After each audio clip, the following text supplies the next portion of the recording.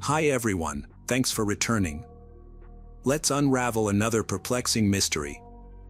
The case of Rebecca Payne. Rebecca Payne was born on April 19, 1986, in New Milford, Connecticut, to Virginia and Nicholas Payne. She was their only child. Rebecca attended New Milford High School, graduating in 2004. During her high school years, she was an active athlete. After high school, Rebecca enrolled in Northeastern University in Boston, where she pursued a degree in athletic training. This 5-year program focused on the care and prevention of athletic injuries. In her 4th year, Rebecca held leadership positions, including a spot on the Dean's Council and serving as president of the athletic training club.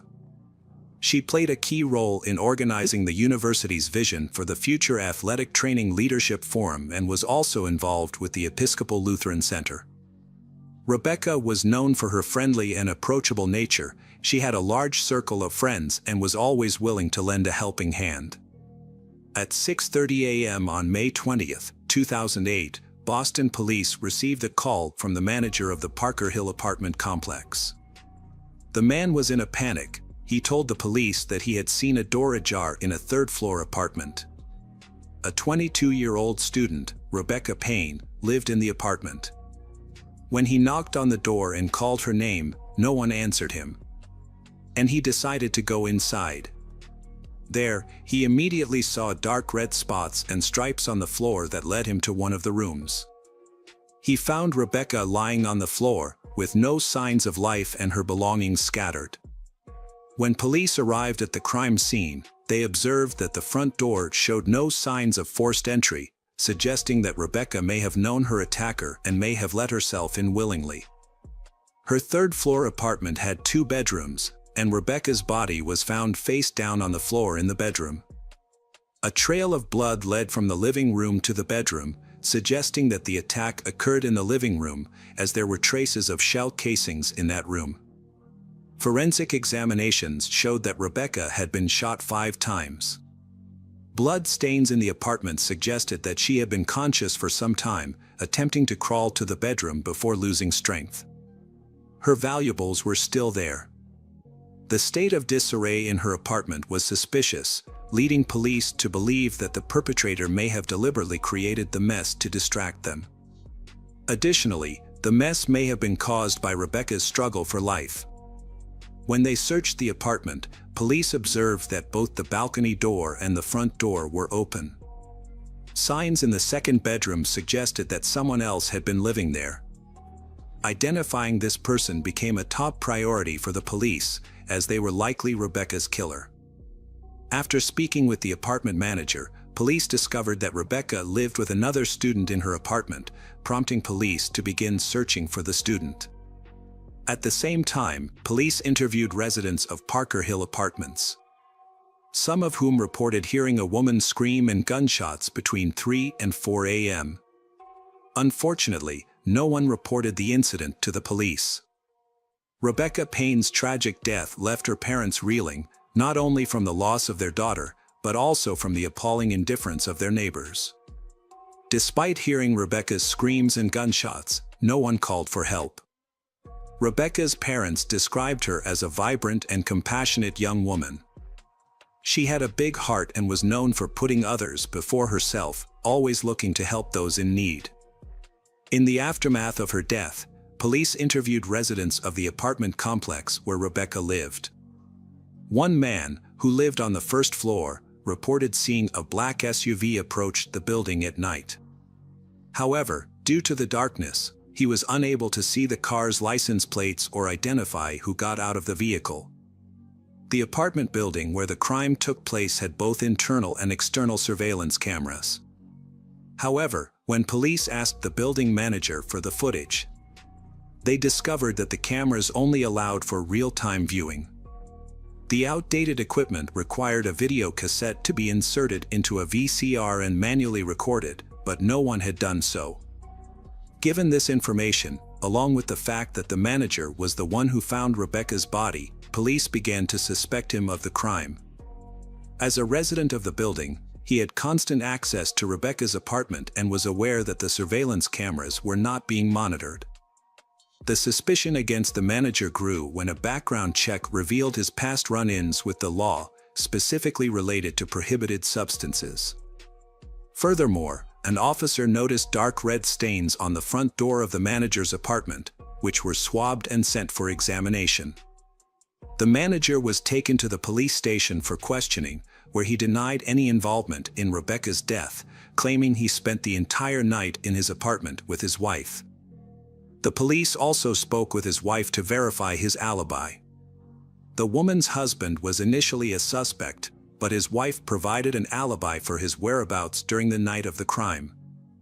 Laboratory results showed that the dark red stains on his apartment door were just paint, leading the police to release him due to lack of evidence. Police investigating the case reviewed video and photo materials from the scene and focused on a public transportation card found near the crime scene.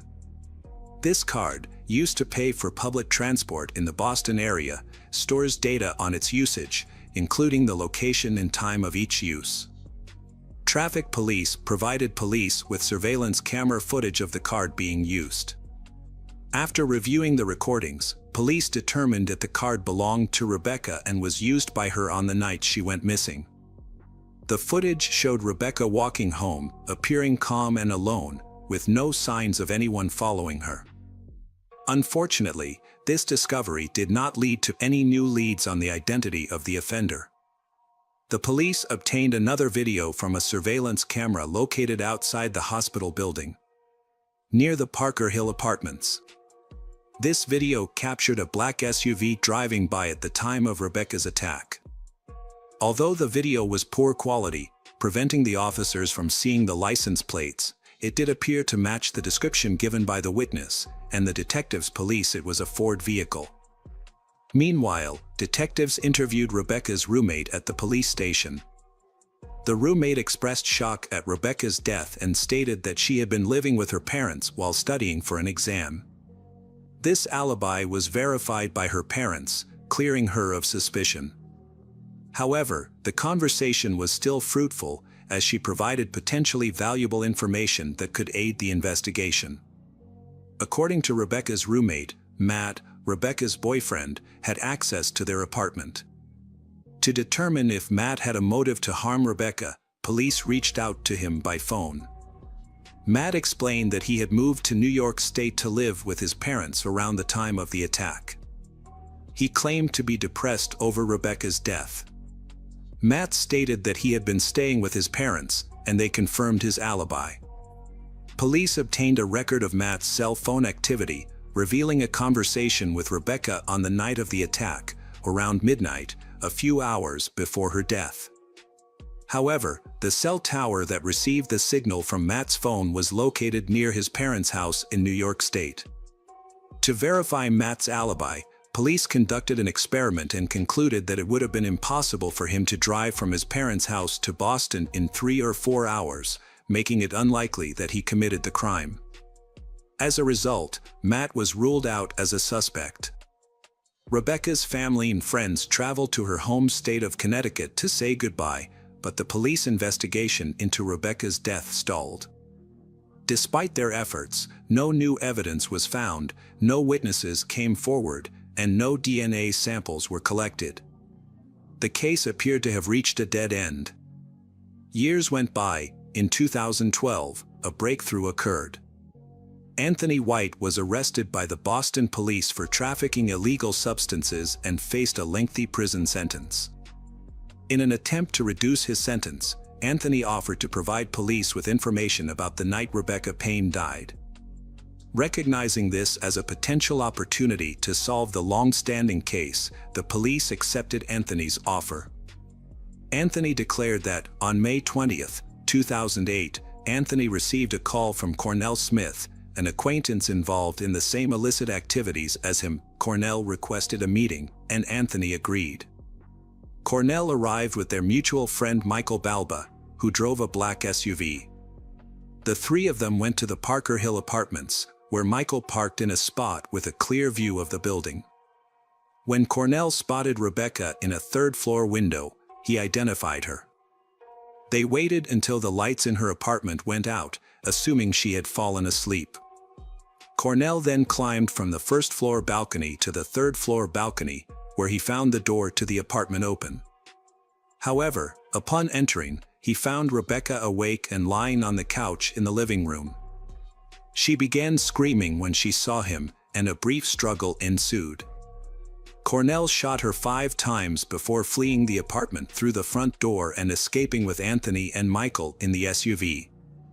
Police questioned the credibility of Anthony's testimony, suspecting that he had fabricated the story based on news reports in order to get a reduced sentence. Police did not understand Cornell's motives, as Rebecca had no connection to him. However, according to Anthony, Rebecca's death was a case of mistaken identity. 2 sisters who lived on the first floor of Parker Hill Apartments looked very similar to Rebecca. The sisters were Cornell's rivals in the illegal drug trade. In retaliation, Cornell targeted Parker Hill Apartments, but he was not sure which floor or apartment the sisters lived in. When he saw Rebecca at the window, Cornell mistook her for one of his enemy sisters. Police looked into Cornell Smith's past and found that in February 2008, he was arrested for dealing illegal substances. Shortly before Rebecca's death, Cornell was released on bail. According to Anthony White's statement in 2012, Cornell wanted revenge against the sisters. However, when Anthony White came forward, Cornell Smith was already serving a 12-year sentence in prison for another conviction. With Anthony's new testimony, Cornell was then also charged in Rebecca's murder. Cornell denied his involvement, though. Before the case could go to trial, the key witness, Anthony White, died in prison. There was no longer any evidence to prove Cornell's involvement in the murder of Rebecca Payne.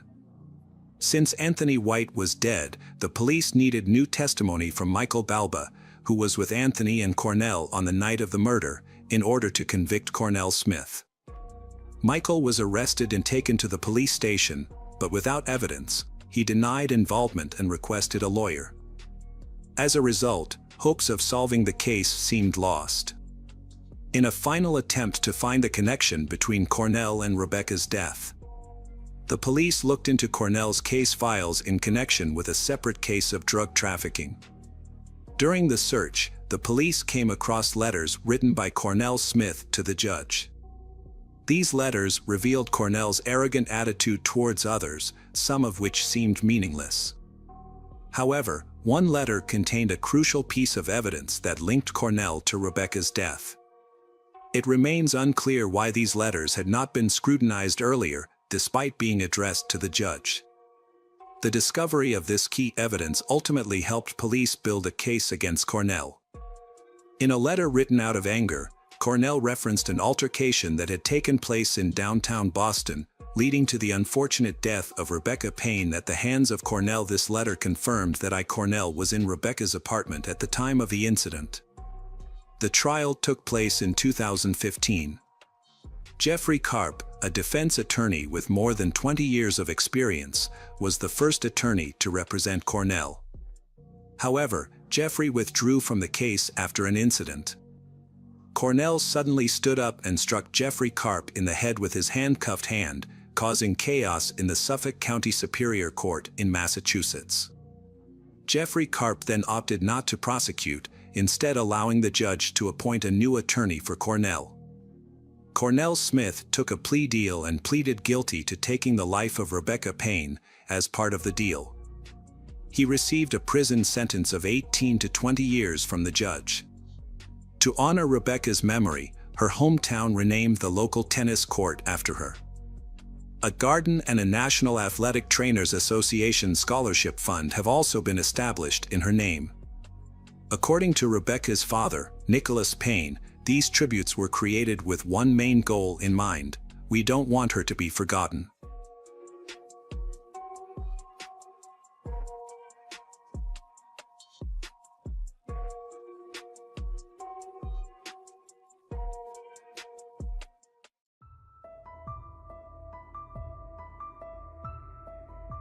Hello friends, welcome to our channel. Today we're going to take a look at another horrible case with you. The case of Celia Barquin. On Monday, September 17, 2018, in Ames, Iowa, the weather was warm and clear. Celia Barquin Arozamena, a 22-year-old university student, decided to play golf at Coldwater Golf Links Club before her classes. During her drive to the course, she spoke with her mother, who expressed concern for her safety. Despite her confidence, Celia's day took a devastating turn. Although the golf course was crowded, she became the victim of a horrific crime. Born on July 6, 1996, in Point San Miguel, a small village in northern Spain, Celia had moved to Iowa on a golf scholarship, leaving behind a family that had lived in the village for 8 generations. Celia, a talented athlete, had numerous university options offering her a tuition-free education. However, she chose to attend a university in Ames, Iowa, a quiet and cozy town with a population of 65,000, which reminded her of her hometown in Spain. At the time, she had no idea that this decision would have severe consequences and that Ames would become her final refuge. Celia was very close to her family, who remained in her home country. Her parents, Maria Rosa and Marcos Barquin, had 2 children, Celia and her sibling Andres. Her father worked as a butcher, while her mother initially worked in a clothing store as a salesperson. After the children were born, she became a full-time homemaker, dedicating herself to raising the children and managing the household. The family lived a modest life, but they were a close-knit and supportive one. Their children's well-being and education were their top priority. Andres pursued a career in law, while Celia, who had a natural talent for golf, earned a scholarship to study in the United States. Celia had a clear goal in mind: to buy a house for her family and take care of them. To achieve this, she worked hard and practiced diligently to excel in her sport. Her efforts paid off, earning her numerous titles and awards in various competitions. Notably, she won the European Women's Amateur Championship in Slovenia in June 2018, came in second in the European Women's Team Golf Competition, and was crowned the 2018 Confederation Big 12 Women's Golf Champion in the United States. She was also named the 2018 Iowa State Athlete of the Year. With her impressive achievements, Celia's future looked bright, and many had high expectations for her. Despite moving to the United States, Celia remained close to her family.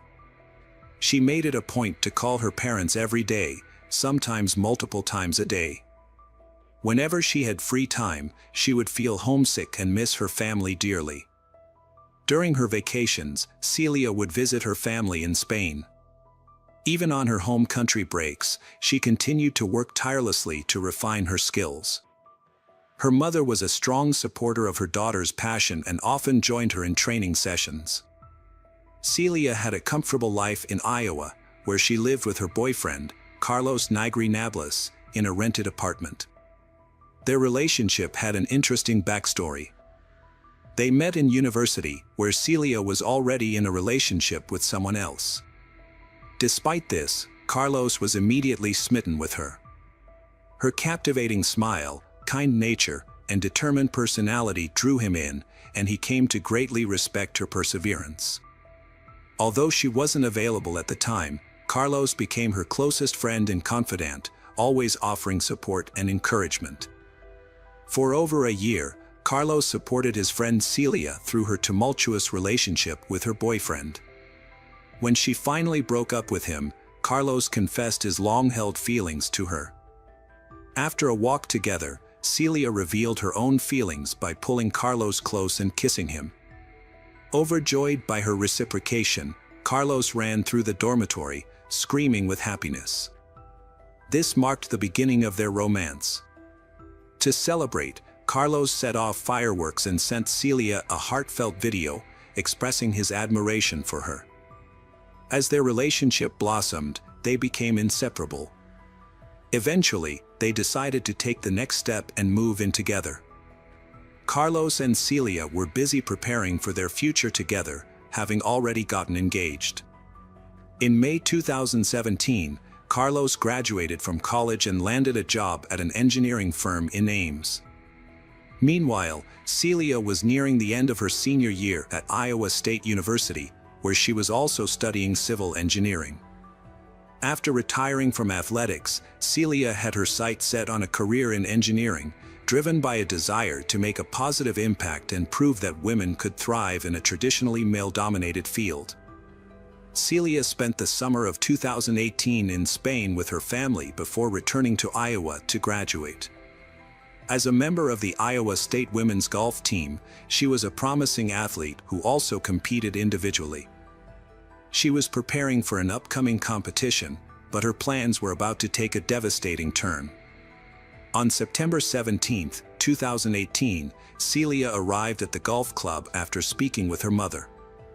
The staff, familiar with the talented athlete, informed her that a group of 15 older men from Des Moines would be playing golf at 8:45. The group was assigned to the starting line near the first 4 holes. As they arrived in golf carts and began to play, Celia took notice of them.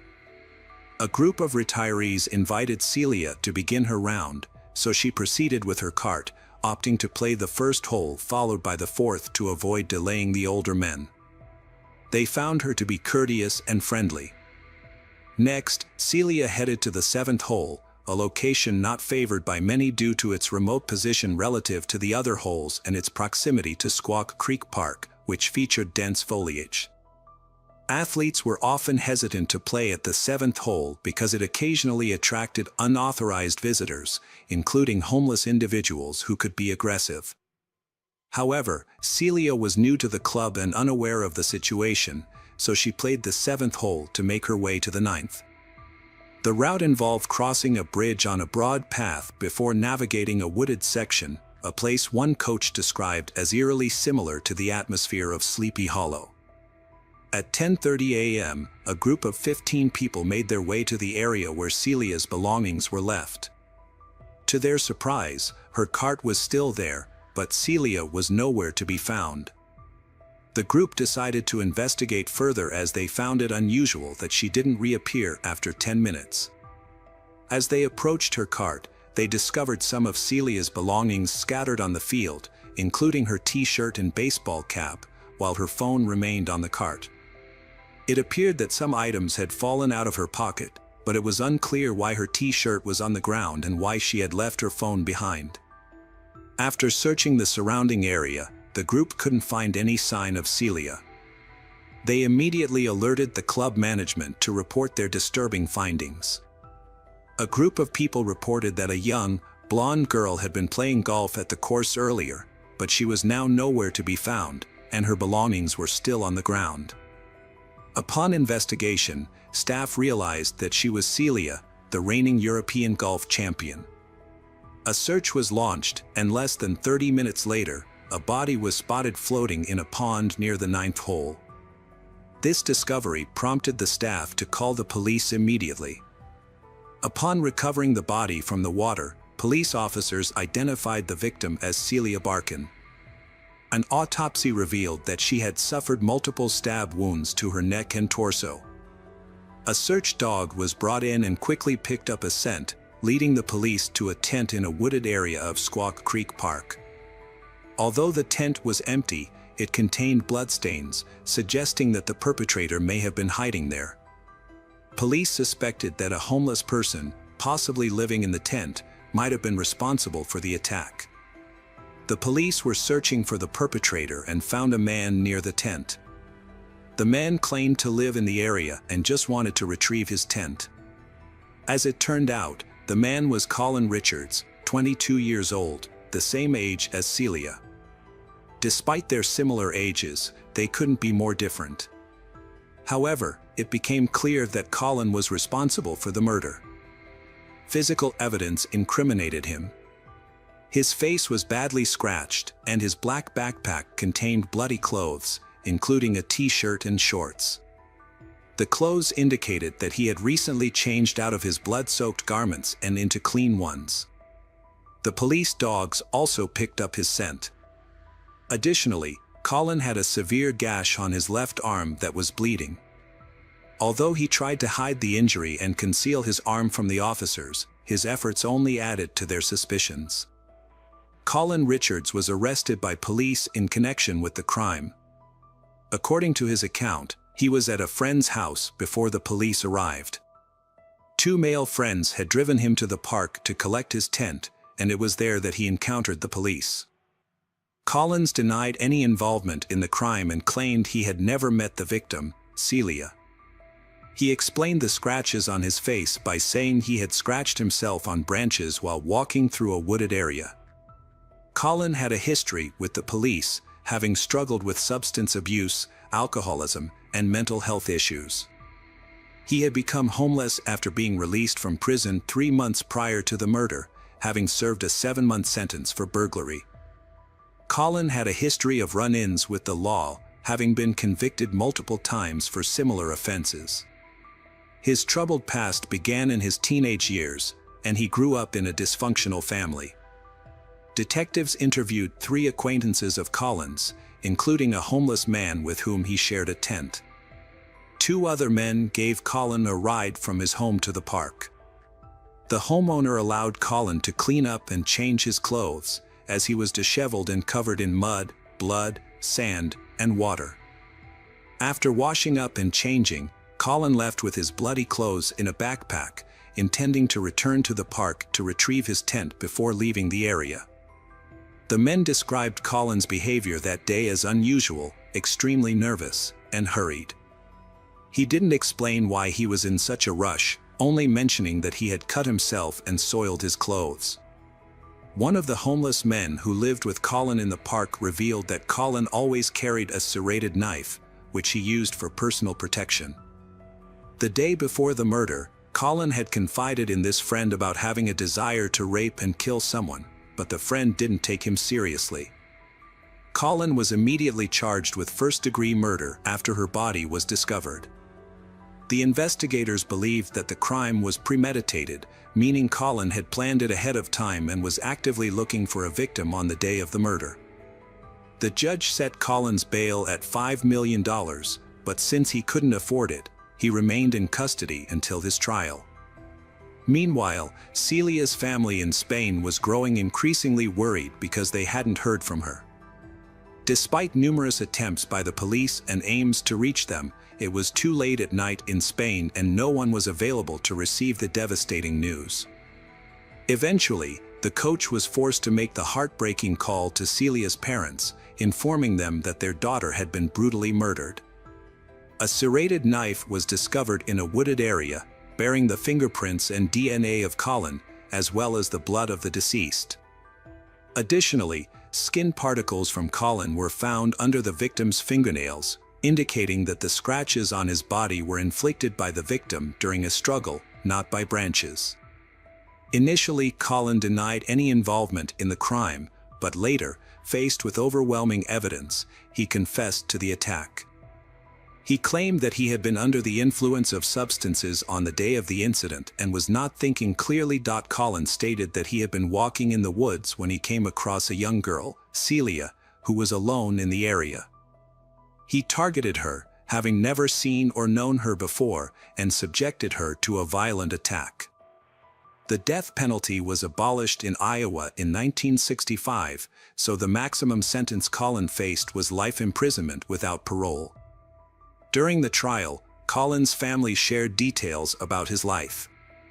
His parents were not married and did not live together when he was born.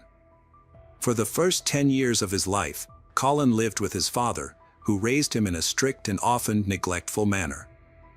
His father would frequently leave him alone at night to go to the bar, and it was actually his grandparents who provided Colin with care and support.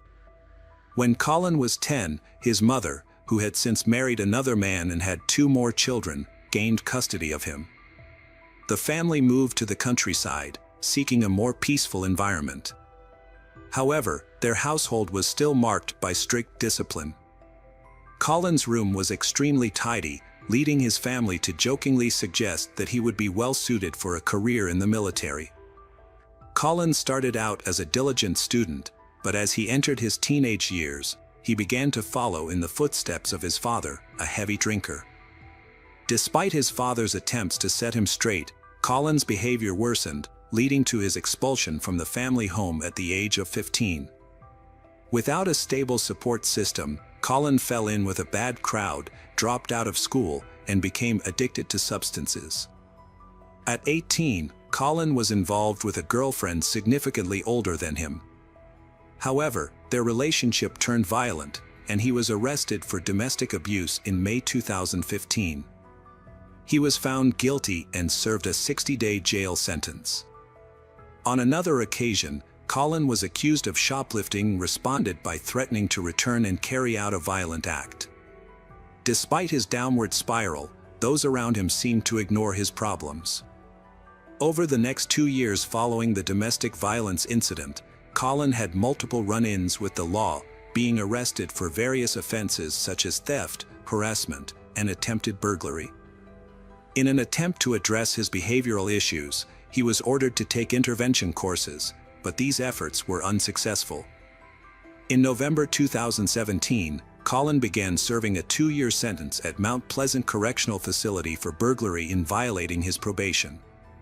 However, due to the facility being over capacity, he was paroled in June 2018 after only serving 7 months of his sentence, despite exhibiting disciplinary problems, including engaging in fights with other inmates.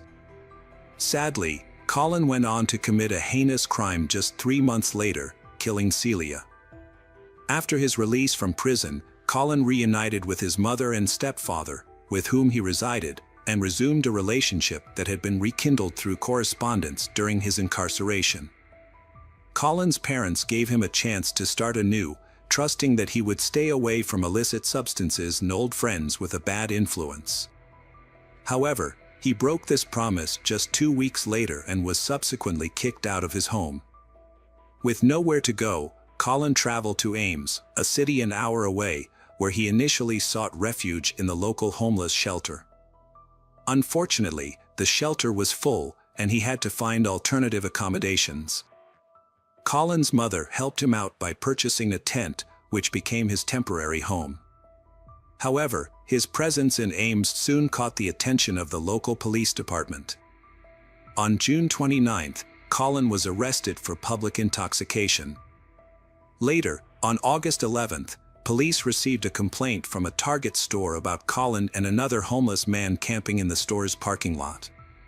After being chased away, they men relocated to Squaw Creek Park, where they could camp without disturbing others. There is a discrepancy between Colin's account and the police's statement regarding his camping in the park. Colin claims that the police allowed him to camp there, but the police representatives deny this and assert that overnight camping in the park is prohibited. They also claim that Colin was not given permission to camp and that he was breaking the law if he did so. On September 8, Colin's mother and stepfather visited him in Ames to celebrate his 22nd birthday. During their time together, they took him out to dinner and did his laundry. However, his mother became concerned about his behavior, as he was distant and gave brief, muted responses to their questions. After dropping him off at the tent in the park where he was living with another man, Colin's parents returned home. Unbeknownst to them, Colin would soon confess to a friend that he had been thinking about raping and killing a woman. Tragically, the next morning, Celia was found dead, although it was later determined that she had not been raped. The police suggested that Colin likely did not have sufficient time to commit both crimes. Following his arrest and trial, Colin's parents expressed their regret that they could not have done more to stop him. As a result, Colin was sentenced to life in prison without the possibility of parole on August 23, 2019. He is currently serving his sentence at the Story County Jail in Nevada, Iowa. The town of Ames was deeply saddened by Celia's tragic death, with thousands attending a candlelight vigil to pay tribute to the gifted athlete. Her family was devastated by the news of her murder, feeling a sense of injustice that her life had been taken by someone who had achieved nothing and had no aspirations, whereas Celia had shown great promise and had a bright future ahead of her. Celia's parents have preserved her room as a memorial, with the addition of an engineering degree that was awarded to her posthumously by the state of Iowa. They often visit the local golf club, where Celia learned to play golf and reminisce about happy times. The circumstances surrounding the safety measures implemented by the golf club for holes 7 and 17 following the incident are unclear.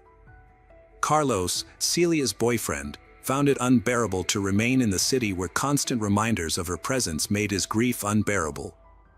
He relocated to Florida, and his life after that remains a mystery.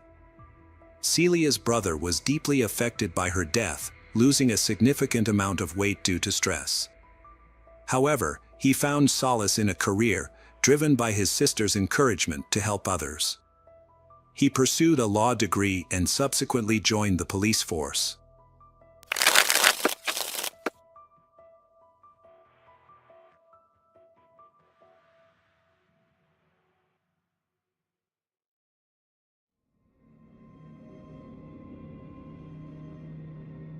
Hello friends, welcome to our channel. Today we're going to take a look at another horrible case with you. The case of April Jones. April Jones was born on April 4, 2007. The idea for her name came from her birthday. Unfortunately, she was not born as fortunate as other children, as it was revealed that she had cerebral palsy, a condition that affected her mobility. One day, April had been playing outside with a friend for approximately 20 minutes, but she did not return home around 7 p.m. as expected. Her parents had last seen her riding a bicycle. They went out to look for her and found her 7-year-old friend, but April was not with her. The friend explained that April got into a car with a stranger. Her friend was able to describe the man who had abducted April. He was wearing a green jacket and had blue or green eyes, brown hair, and a beard. Significantly, the friend mentioned that April had entered the car on the driver's side. This suggested that the car had a left-hand steering wheel, which is typical in the UK. The police responded promptly, arriving at the scene 8 minutes after the emergency call. They interviewed anyone who might have information about April's disappearance, but the family could not recall any unusual events that day. Earlier, April had attended her swimming class and was allowed to play outside with her friends, which was a typical routine. The news of April's disappearance spread rapidly through the neighborhood, and many locals left their homes to assist in the search. While the community's efforts were well-intentioned, they made the police's job more challenging, as the officers had to go door to door to gather information, but many residents were out searching. By the evening of October 1st, the authorities had released additional details about April's disappearance, including what she was wearing: a school polo shirt and a purple coat. More than 100 people had gathered to support the police in their search efforts. Their expertise can be very useful in locating her. Not only local residents showed up, but also a large number of volunteers from England who crossed the border into Wales to offer their support. Several people from South Wales also travelled up to assist. The search would not be easy, as the area around the town was surrounded by mountains, waterfalls, gorges, dense forests, uneven ground, and thick woodlands for miles. Additionally, it was a chilly, overcast autumn evening, and it was raining heavily outside. To ensure the volunteers' safety, the police had to carefully organize their efforts. Several volunteer search teams were now covering an area of about 60 square kilometers around 3:30 in the morning, 8 hours after the first police contact. The volunteers had been diligently navigating the harsh Welsh countryside. Despite conducting searches throughout the night, there was still no trace of April as of October 2nd, 2012. The police in Wales have now issued a child rescue notice, a nationwide alert for police agencies in the UK, requesting that they ensure their officers have a description of April and the man who abducted her. This was the first time the entire nation had heard the child rescue alarm. The media was now putting tremendous pressure on the police, 14 hours after April had disappeared, to provide every piece of information they had. It also questioned the way the police handled the probe. After taking over the investigation, Detective Superintendent Andy John began providing the public and media with as many updates as he could. He also placed barricades and instructed his officers to stop any approaching vehicles. Posters with an image of April, who was missing, were displayed in the hope that it would jog someone's memory. People living nearby, as well as those residing farther away, had been providing the police with various reports, as is common in investigations of this nature.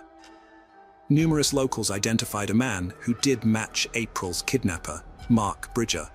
In general, a man from the area named Bridger was a Land Rover driver.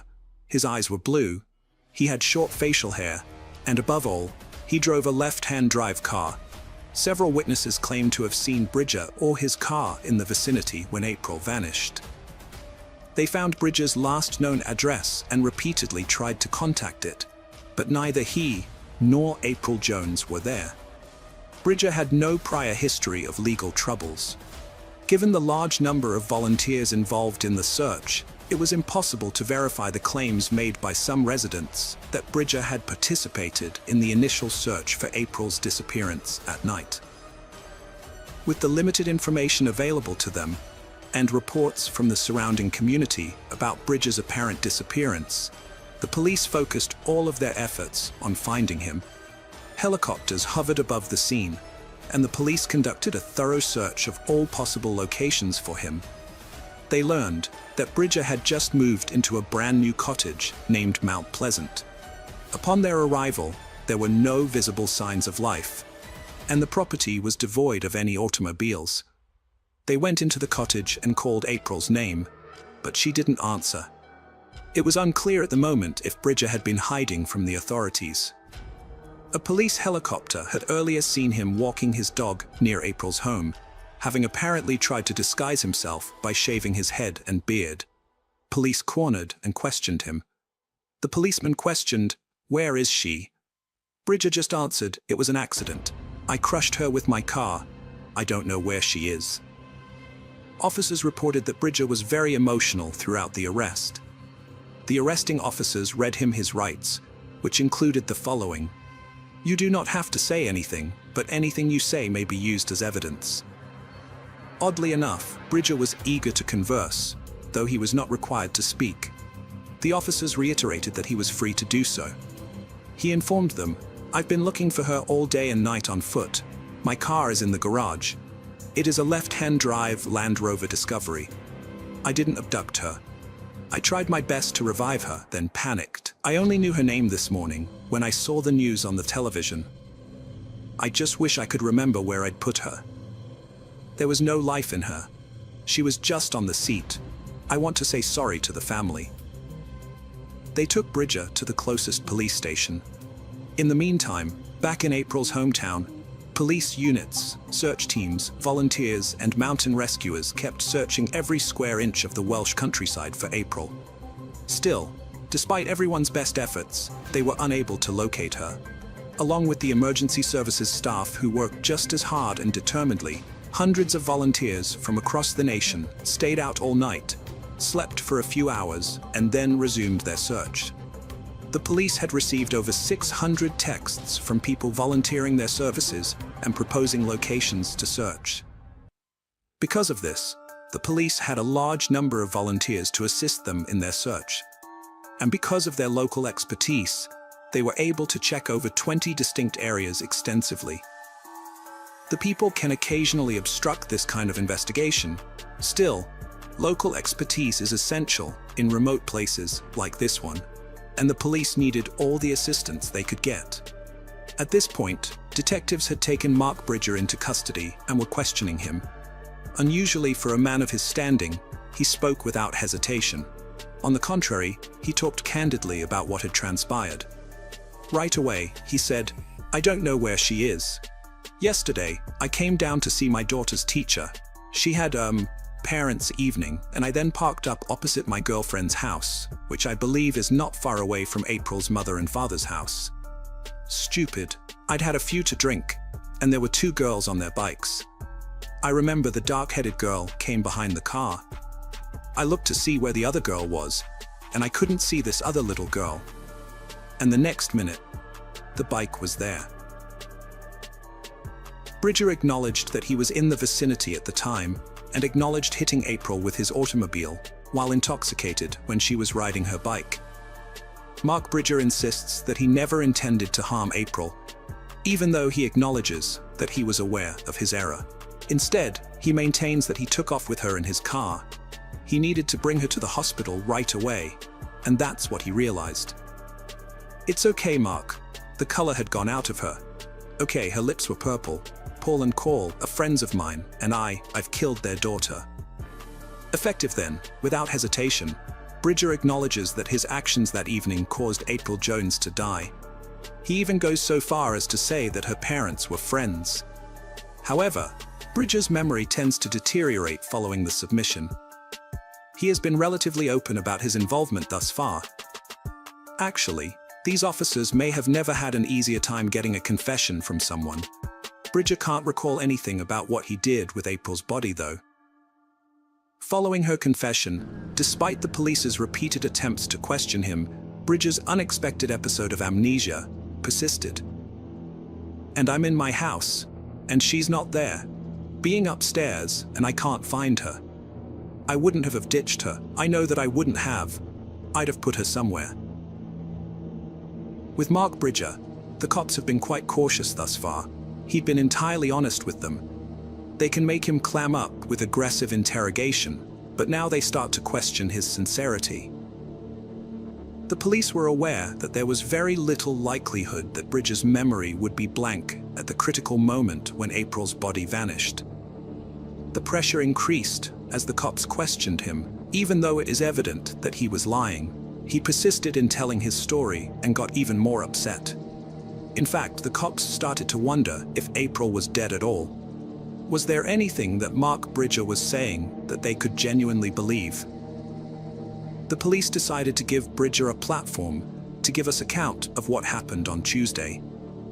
The day he was hauled in, however, the police used it as an opportunity to get more information out of him. "You tell me that when you get out of your vehicle, you look underneath the vehicle and you see April." Yes, although Bridger insisted that he had run over April, the police received evidence from April's 7-year-old companion that April was okay and had cheerfully gotten into Bridger's car and was grinning. Who would lie like that to a 7-year-old? In actuality, they would not have any cause to, nor would they choose to. We have a witness that was present. This person says that April got into the Land Rover via the driver's door, which on a normal car would be the right-hand side, but that's really the passenger side door on your car. That is a complete fabrication and lies. It can't have happened. Bridger shifted his tone. It was apparent he was unaware that the police had a witness, albeit a 7-year-old one, who saw it all. It was clear that the information contradicted his account of events, and he was upset. Regardless of his emotional condition, Bridger remained resilient to the various methods of inquiry, and his version of events held steady. He showed no signs of backing down. The detectives did something. They brought in Dr. Joe Sullivan, one of the world's foremost authorities on criminal body language and conduct. Dr. Sullivan did more than just watch the Bridger interviews. He also went to his house. He wanted to know everything there was to know about this individual in order to create a psychological profile. What he found astounded him. Bridger kept knives, handcuffs, and a shotgun, both hidden and on display at his house.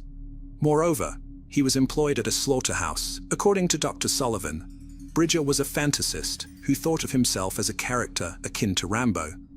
Stated differently, he was not part of the real world. In defiance of Dr. Sullivan's guidance, the police chose to approach their inquiry in a paternalistic manner. After all, Bridger was a father of 6. Bridger was not going to alter his claim now. Their only chance was with the forensic specialists thoroughly searching Bridger's house. The teams at the house did manage to devise a solution, though.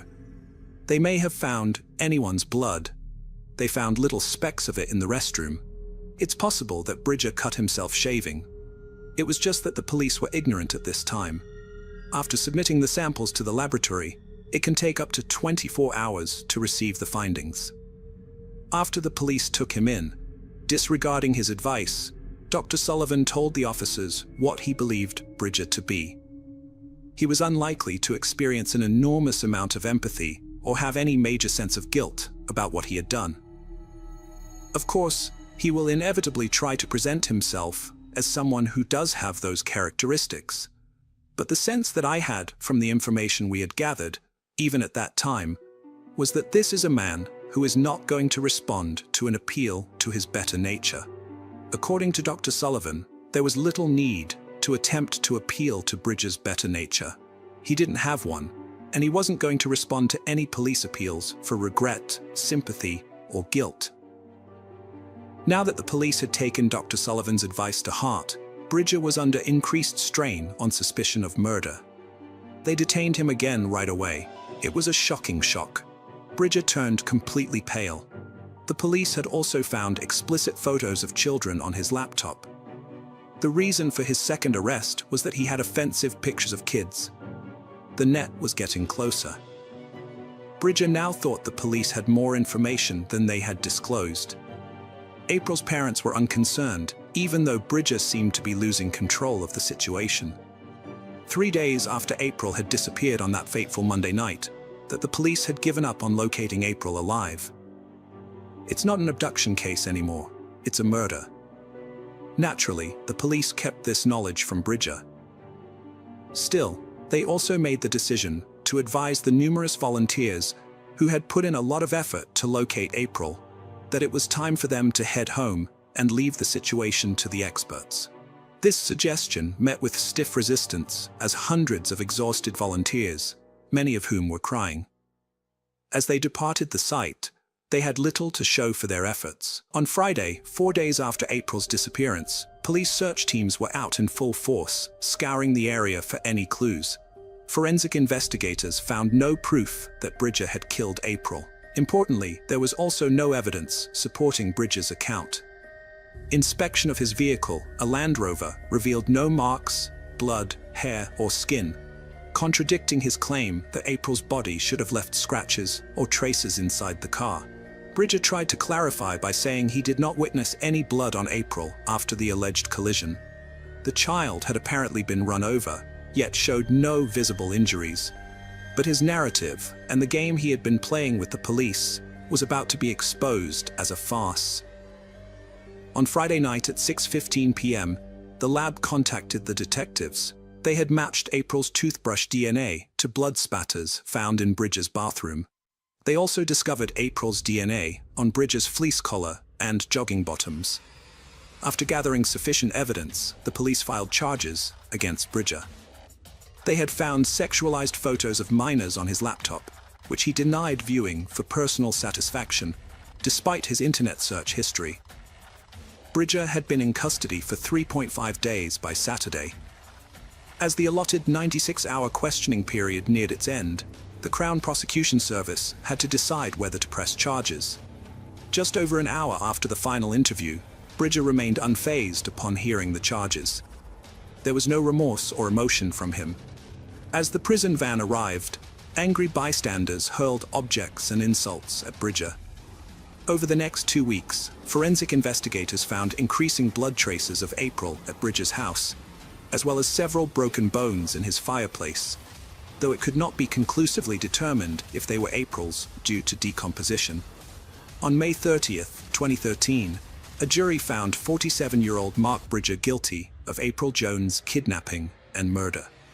The judge labeled him a chronic liar and pedophile, stating that April was likely not his intended target, but tragically happened to be in the wrong place at the wrong time. Without hesitation, the judge sentenced Bridger to life in prison, with no possibility of parole. Bridger maintained his claim that April's death was a horrific accident when his car struck her, but had long lost any credibility. April Jones was a typical young child, full of potential, whose life was tragically cut short by a single sick individual. Her family, while devastated, expressed relief that Bridger would never be free to harm another child. April's remains were never found in Bridger's house, though 17 bone fragments were recovered, none conclusively linked to her. Her parents pushed for changes to how search engines handle illegal content, leading to new measures by companies like Google and Bing. April's family and friends will always have a void in their hearts that cannot be filled. Wish for them to be able to reconstruct their lives to the best of their abilities. On April 26, 2013, April's funeral service was held in her hometown. May April Jones rest in peace.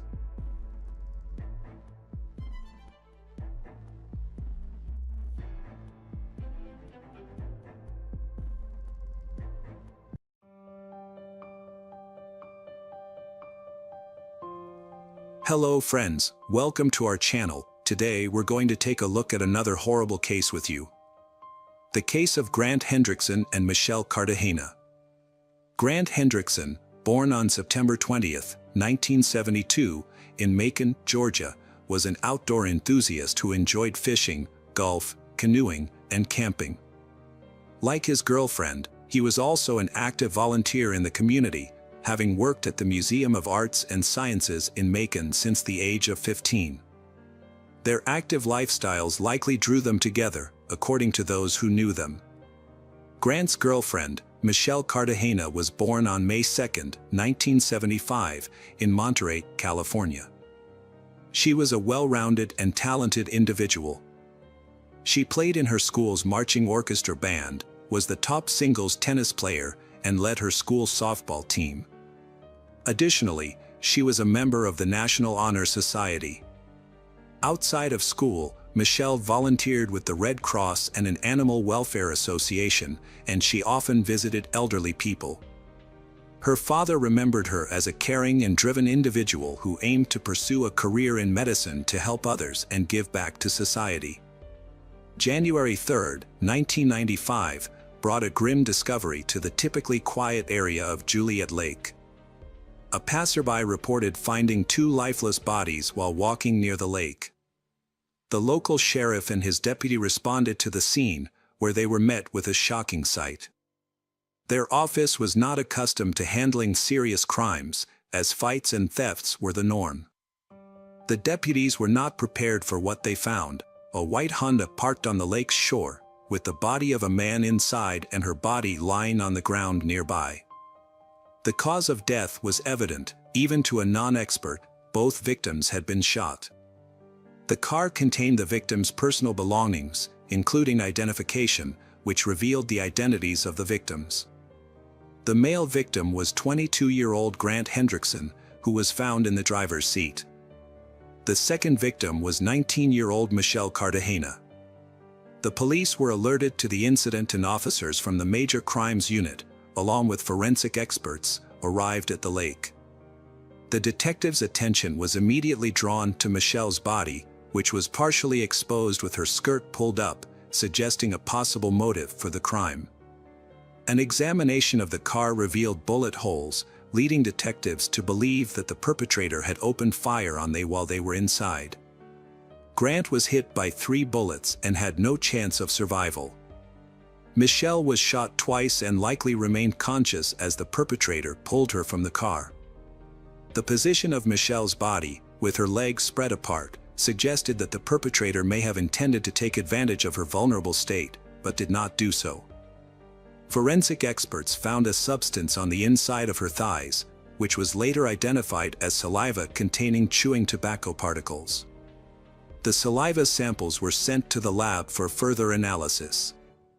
During the crime scene investigation, police discovered important evidence, including bullet casings of 2 different calibers, 13.223 caliber casings and 4 9mm casings. The presence of 2 types of ammunition suggests that there may have been 2 perpetrators, each using a different weapon. The families of Grant and Michelle were shocked and stunned when they learned about the tragedy. They struggled to comprehend who could have committed such a heinous act against their children.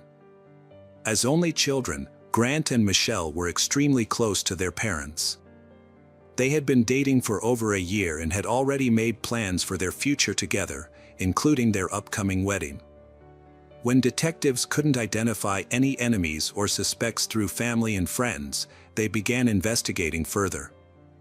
They visited Mercer University in Macon, where Grant and Michelle were classmates, to gather more information and piece together the events surrounding the tragedy. The police investigation into the deaths of Michelle and Grant was ongoing, but they had not uncovered any significant leads. Both victims were well-liked and respected at the university, with no known conflicts or enemies. Initially, detectives considered the possibility that the killer might have been a man who had romantic feelings for Michelle and was rejected, but this theory was not substantiated and was eventually set aside.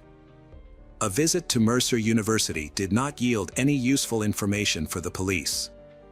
However, by reconstructing the events of January 2nd, the detectives learned that Michelle and Grant had gone to a restaurant, followed by a movie. After the film, they headed to a holiday camp at Juliet Lake. The camp was open to the public 24/7 and featured a boat launch, parking area, small dock, and picnic tables. Since it was a free public space, there was no staff or security present on the night of the crime. Other people were in the area, but they did not report anything suspicious. Some individuals did hear loud noises, which they initially dismissed as firecrackers. A witness reported seeing a 1980s Honda CRX speeding out of the parking lot. Meanwhile, investigators found a DNA sample in saliva on Michelle's thigh. However, at the time, DNA technology was still in its early stages. The DNA Identification Act, which allowed the FBI to create a national DNA database, was not passed until 1994. As a result, there was no database to compare the DNA sample to, and it could only be matched by directly comparing it to the perpetrator's DNA. The investigation also included questioning staff at the restaurant and cinema that Grant and Michelle visited before their deaths, but nothing suspicious was found. The authorities considered the possibility that they might have been random victims or had a chance encounter with someone who became violent. The detectives found no evidence of any other motives, as they had good grades, no connections to shady individuals, and did not use illicit substances. The fact that the perpetrator left behind valuables, including money, suggests that the motive behind the crime was not financial gain, but rather something else.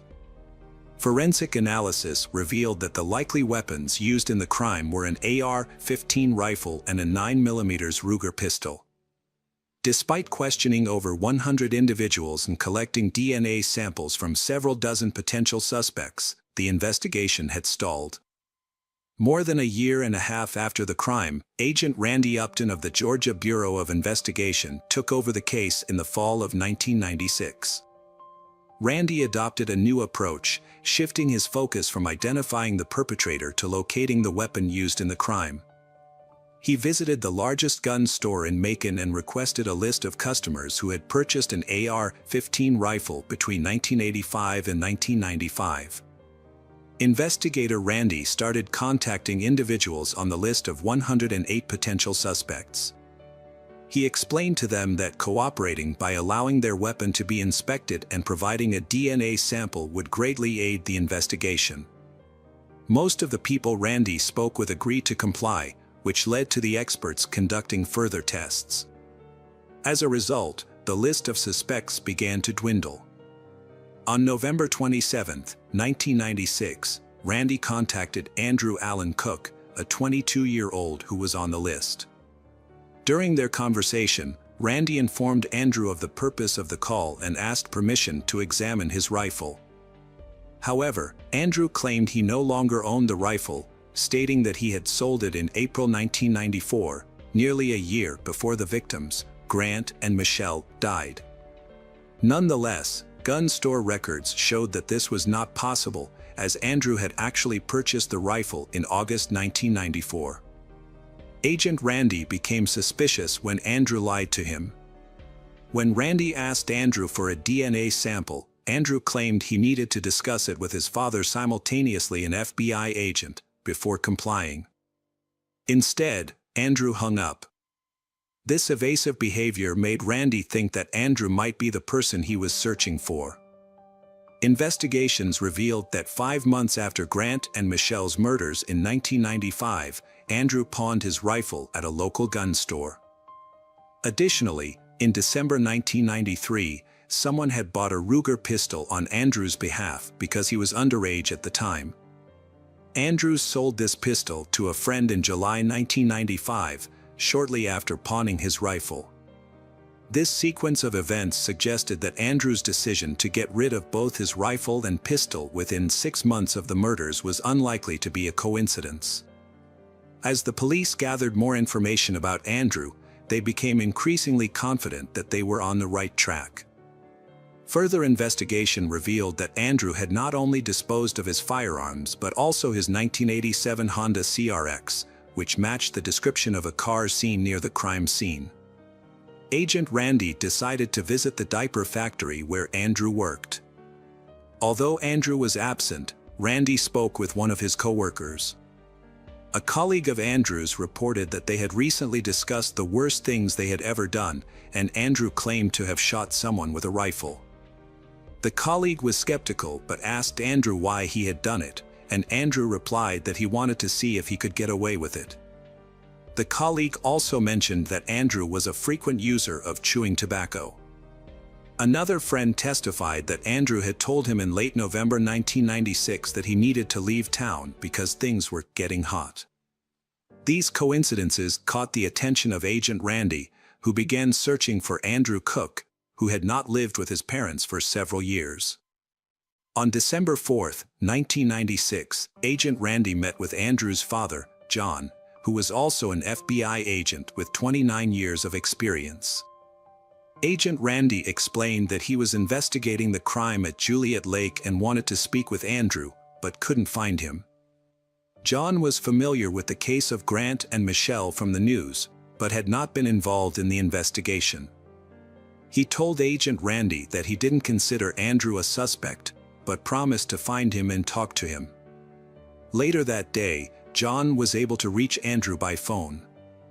John Cook's world was turned upside down when his son, Andrew, revealed a shocking truth. A detective had been searching for Andrew in connection with a crime at Juliet Lake, and John had asked his son if he knew anything about it. Andrew's response was devastating. "Daddy, I'm not telling you. You're one of them, you're a cop." John's next question was laced with hope that his son would deny any involvement. "Were you the one who did the shooting?" he asked. After a brief pause, Andrew confirmed his worst fears, saying yes. Andrew explained that he had been fishing at Juliet Lake on the night of the incident. A couple had arrived, and he had gotten into an argument with the driver, Grant. According to Andrew, Grant had threatened him with a pistol, prompting Andrew to grab his rifle and commit an irreversible act. John urged his son to turn himself in to the authorities, but Andrew refused, saying he would rather disappear. John was stunned by his son's confession, but he maintained his professional composure. The next day, he visited the Monroe County Sheriff's Office and reported his son's confession. At the time, no one was aware that Andrew had been arrested earlier that morning in a nearby county for illegally hunting deer in Turkey. He had given a false name, but his true identity was quickly discovered by Agent Randy. Randy then traveled to Jones County to speak with Andrew. Unbeknownst to Randy, Andrew had already confessed everything to his father the day before. When Randy arrived at the Jones County Sheriff's Office, he introduced himself and asked Andrew if he would be willing to answer a few questions. Andrew responded, "It's been 2 years, and you still don't have any evidence. I used to own a Honda, a rifle, and a Ruger, but now you're just trying to frame me." Andrew told the sheriff that if they helped his father get a lawyer, he would reveal the entire truth. After being transferred to Monroe County, Andrew's father, John, was allowed a private conversation with him. When John hugged his son, both men broke down in tears. Andrew confessed to his father that he wasn't at the lake to fish on the night of the crime. Instead, he claimed to have arrived after the victims, Grant and Michelle, were already there. Andrew's story went that he had fired multiple shots from his rifle, then used his pistol to fire additional shots. He then pulled Michelle's body out of the car in an attempt to mislead the police. As an extra precaution, Andrew spat on Michelle to prevent the police from linking him to the crime through saliva analysis. Andrew was subsequently charged with the murders of Grant Hendrickson and Michelle Cartagena. The police gathered additional evidence to support his confession, including tracing the ownership of the rifle and pistol used in the crime. Forensic examination of the guns confirmed that they were indeed the ones used to kill Michelle and Grant. Andrew Cook's DNA was matched to the saliva found on Michelle's body, further implicating him in the crime. The trial took place in 1998, during which John Andrew, Andrew's father, spoke and apologized to the families of the victims, Grant and Michelle. He acknowledged that his apologies would not bring them peace and expressed regret for not recognizing the evil that had consumed his son. Andrew Cook was found guilty on March 19, 1998, and was sentenced to death. He exhausted all his appeals, and the execution was scheduled for February 22, 2013. However, 3 days before the scheduled execution, Andrew's attorneys filed a clemency appeal, arguing that he was mentally unstable and required treatment. The State Board of Pardons and Paroles considered the appeal but ultimately voted against clemency. On February 22, 2013, Andrew Cook's family visited him in prison to bid their final farewell. Before his execution, he was granted the opportunity to choose his last meal, which consisted of a steak, baked potatoes, fried shrimp, lemon pie, and soda.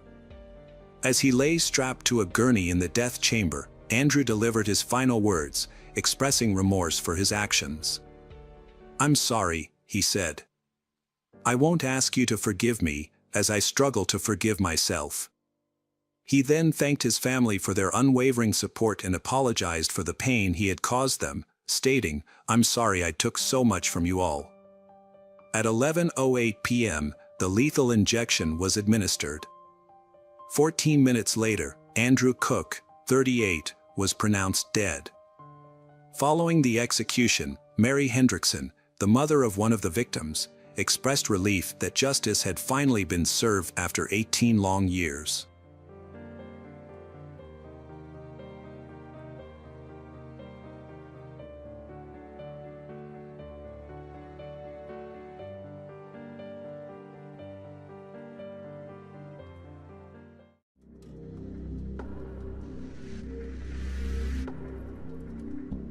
Hello friends, welcome to our channel. Today, we're going to take a look at another horrible case with you. The case of Cody Johnson. At the age of 23, Cody was looking for a long-term partner. He confided in his friends about his desire to marry a woman who shared his values, specifically someone from a religious background. On Halloween 2011, he met Jordan, who would eventually become a pivotal figure in his life. Born in August 1991, Jordan grew up in Kalispell, in a deeply religious family. She attended the Faith Baptist Church, where she worked with children and families, and her ultimate goal was to become a stay-at-home mother. When Cody and Jordan first met on Halloween, they quickly formed a connection. Although initially shy, Jordan opened up to Cody about her dreams of starting a family and her love for nature. Cody was smitten, but Jordan, who was only 20 at the time, was not ready for a serious relationship. They went on a few casual dates, but maintained a platonic relationship. However, Cody's feelings for Jordan only intensified, and he made a concerted effort to win her over. He joined her church, First Baptist, and began to socialize with her friends and community. Before long, their friendship blossomed into something more. Cody and Jordan officially started dating in November 2011, and Cody became completely enamored with her, wanting to spend all his time with her. Cody was convinced he wanted to marry Jordan just weeks into their relationship, despite her desire to remain chaste until marriage. Those close to they noticed Jordan didn't seem as invested in Cody as he was in her. While some attributed this to her shy nature, others were concerned about the imbalance in their relationship. They rarely showed affection in public, didn't hold hands, and didn't flirt. So, when Cody proposed in December 2012, many of Jordan's friends were surprised she accepted. They thought she wasn't ready for marriage after just a year of dating, but they were happy for her. Jordan eagerly shared her engagement ring on Instagram, captioning the post, "He proposed. Best early Christmas present ever." The wedding was set for June 29, 2013, and planning began immediately. Cody was heavily involved, along with Jordan's best friend and matron of honor, Kimberly Martinez. However, it was Jordan who seemed most enthusiastic about the wedding planning, even going so far as to perform a song with custom-written lyrics by Elizabeth Shee, which would later seem eerily prophetic. When someone, including Kimberly, brought up the idea of actually being married to Cody, Jordan's mood would quickly deteriorate. She repeatedly questioned Kimberly, her matron of honor, about whether she was making the right decision. On her wedding day, Jordan's true feelings about the marriage were evident. She was anxious and avoided eye contact with Cody, frequently looking down. Despite regaining her composure for the wedding photos and first dance, Jordan's unease persisted. The morning after the wedding, Jordan confided in a friend via text from their honeymoon hotel room. She revealed that she had not consummated the marriage and had rejected Cody's advances, not only on their wedding night, but for the next 6 nights as well. Jordan was anxious about Cody's expectations and didn't want to be intimate. She planned to use the excuse that her period had started, hoping it would work, as she feared being forced into something would cause her to panic. Jordan had an intense fear of sex due to her faith and reservations about Cody, causing her to feel anxious about intimacy with him.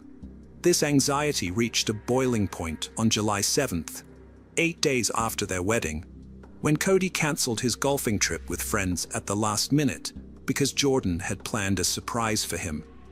After attending church and spending some time alone on the lake, they had dinner with friends at Dairy Queen. Cody then went home with Jordan, and this was the last time anyone saw him. When Cody failed to show up for work, his co-worker Cameron Fredrickson became concerned. As a reliable and punctual employee, Cody's absence was unusual. Cameron decided to visit Cody's new house, which he had purchased with Jordan before their wedding.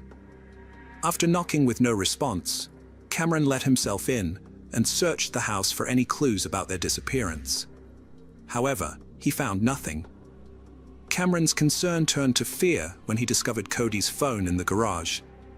It was unusual for Cody to be without his phone, and this sparked grave concerns. After making several calls, Cameron learned that no one had seen Cody since dinner at Dairy Queen at 8:30. He immediately went to the police station to file a missing persons report, and the authorities took the case seriously from the start. Officer Chaz Zimmerman, one of the first to question Cameron, was struck by his distress. Zimmerman found it odd that Cameron's boss, not his wife Kimberly, reported him missing. Later that day, Kimberly finally reached Jordan, who claimed that Cameron had left with friends in a black car with Washington plates. According to Jordan, Cameron had received a disturbing phone call at the restaurant, so she gave him space. However, that night, Kimberly retrieved her phone charger from their car and discovered a text from Cody. The message stated that Cameron had planned to go for a ride with out-of-town friends who were visiting. Cody was unclear about the friends' identities, but Cameron always took his visiting friends to Glacier Park.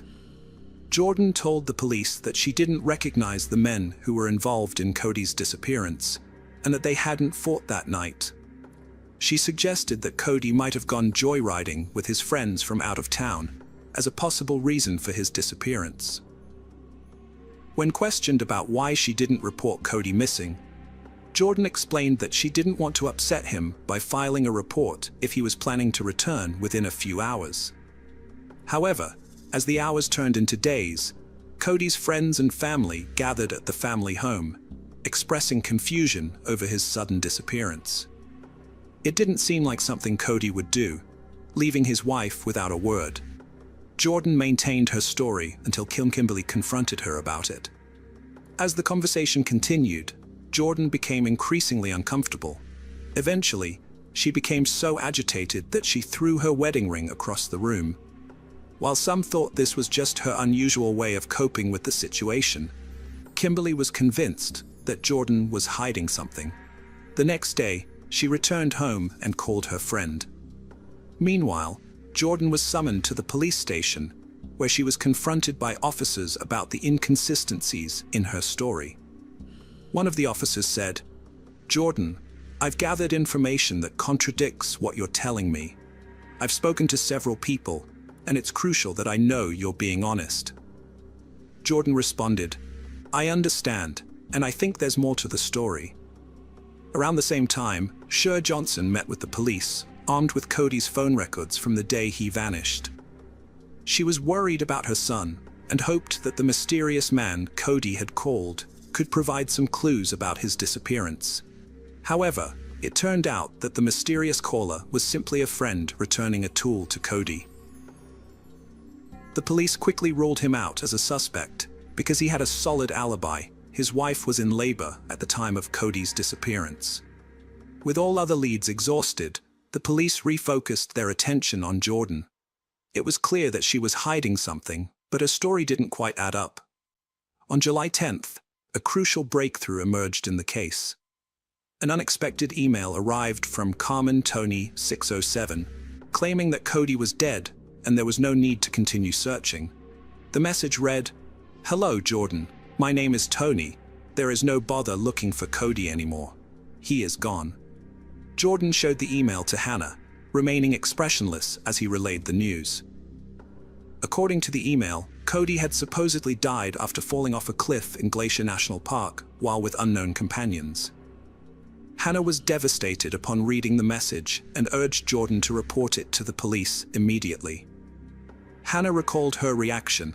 "I was freaking out, asking what was going on. I read the email and it said Cody was gone." Jordan didn't show any emotion, didn't even cry. She just handed me the email and I started shaking. I told her to go to the police, and she did, but I was rushing her, saying, "Go, move, what are you doing?" Detective Corey Clark was frustrated that the investigation was ongoing, and an anonymous email hadn't provided the closure they needed. In fact, the email seemed suspiciously convenient, at providing the exact information they'd been searching for and advising them to call off the search. What bothered Clark more than the email's content was Jordan's reaction, or lack thereof. She seemed completely unfazed by the news, which implied her husband's death. Jordan's behavior became even more peculiar when she organized a trip to Glacier National Park with her friends and family to search for Cody. According to Hannah, Jordan was strangely chipper during the entire drive to the park, waving her hand out the window as they went. Despite finding nothing on the first day, they resumed their search on the second day, and it was then that Jordan suddenly claimed to have found Cody's body. Her announcement was met with skepticism.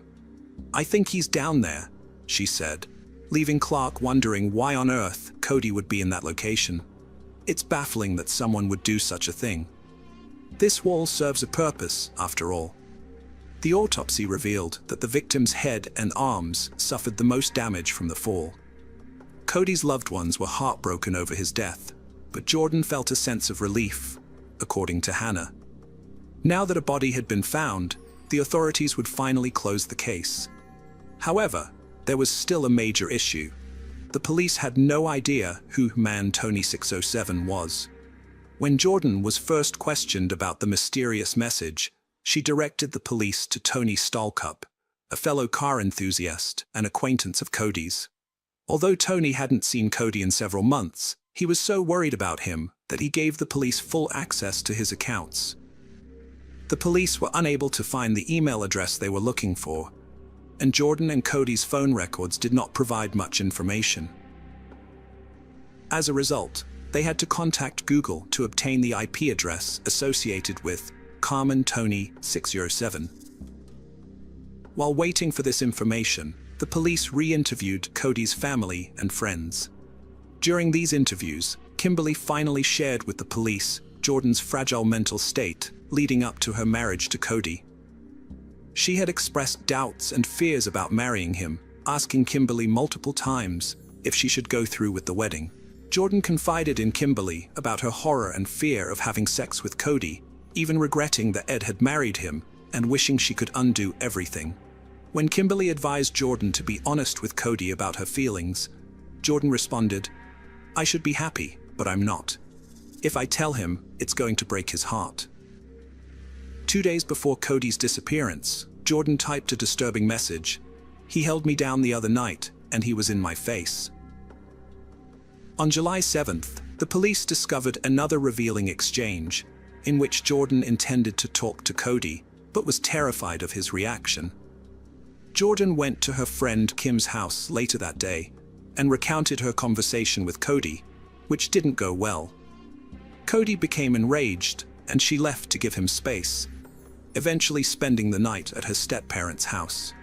When the police learned about this, they became more suspicious of Jordan. Around the same time, they received information from Google that linked the email address CarmenTony67 to her stepfather's computer. Although a brief interview with each member of the Graham family suggested Jordan was behind the email, it wasn't conclusive evidence. However, cell phone records and security cameras painted a clearer picture. The records showed that Cody and Jordan's phones were in the vicinity of Glacier National Park on the night of Cody's disappearance. Security cameras even captured them entering the park at 9:17 p.m. Despite Jordan's initial denial of being with Cody that night, the evidence suggested otherwise. On July 18, 2013, the police brought Jordan in for questioning and presented her with the evidence. She broke down in tears and finally revealed her version of events from July 8th. According to Jordan, she confessed her marital doubts to Cody, leading to a massive argument. Jordan and her friend decided to take a trip to Glacier National Park and went to the Loop Trail. Jordan explained what happened next in her own words. If her friend hadn't intervened, Cody would have fallen face first down the hill. The detectives asked her, why did she turn around and push him? Jordan believed it was because her emotions were overwhelming at the time. She felt immense pressure, anger, and every other emotion all at once. The detectives were interested in her comment about a blindfold, as they suspected a connection to a stray scarf found near the crime scene. However, Jordan didn't provide any further information, and it was eventually proven to be unrelated. Jordan claimed that Cody's death was an accident, and that she didn't plan the assault in any way. Jordan explained that she hadn't planned to kill her husband, Cody. The situation escalated, and in the heat of the moment, she pushed him off the bridge. When asked about the incident, Jordan admitted that Cody had turned his back to her, facing the cliff, and she pushed him with both hands. She also confessed to creating a fake identity, Carmen Tony, and sending messages from her stepfather's house. Despite her confession, the police didn't charge Jordan that day, and she walked out of the station a free woman. However, they later arrested her at Cody's funeral on July 22nd, after she was seen texting on her phone, displaying a lack of respect that eroded any remaining sympathy for her. Rumors circulated that Jordan had killed Cody to escape their marriage without the embarrassment of divorce. Her behavior at the funeral, including texting, seemed to confirm these suspicions, implying that she was more concerned about herself than mourning Cody's death.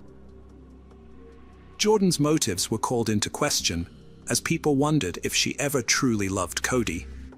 She was arrested and charged with first-degree murder and making false statements.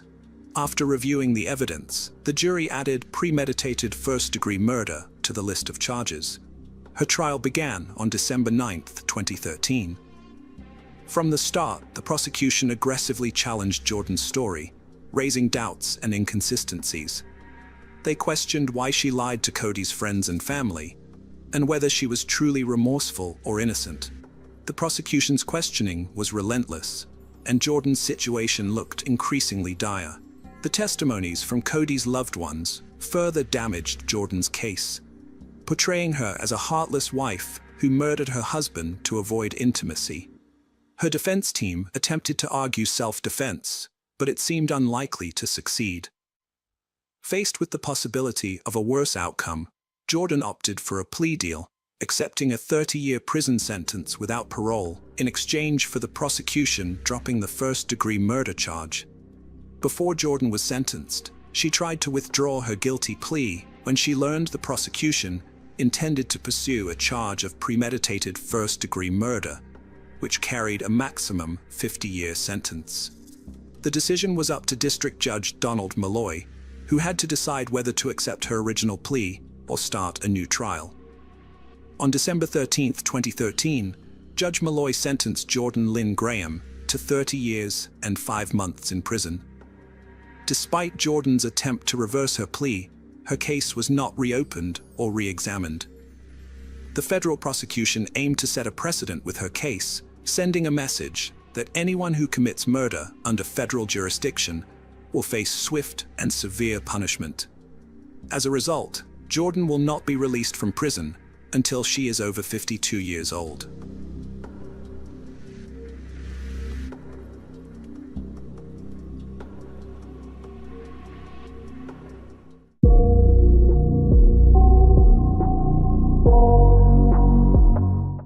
Hello friends, welcome to our channel.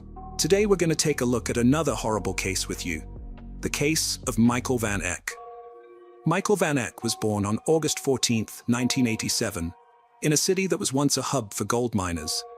He was the only brother to 4 sisters, Natasha, Michelle, Bianca, and Rihanna.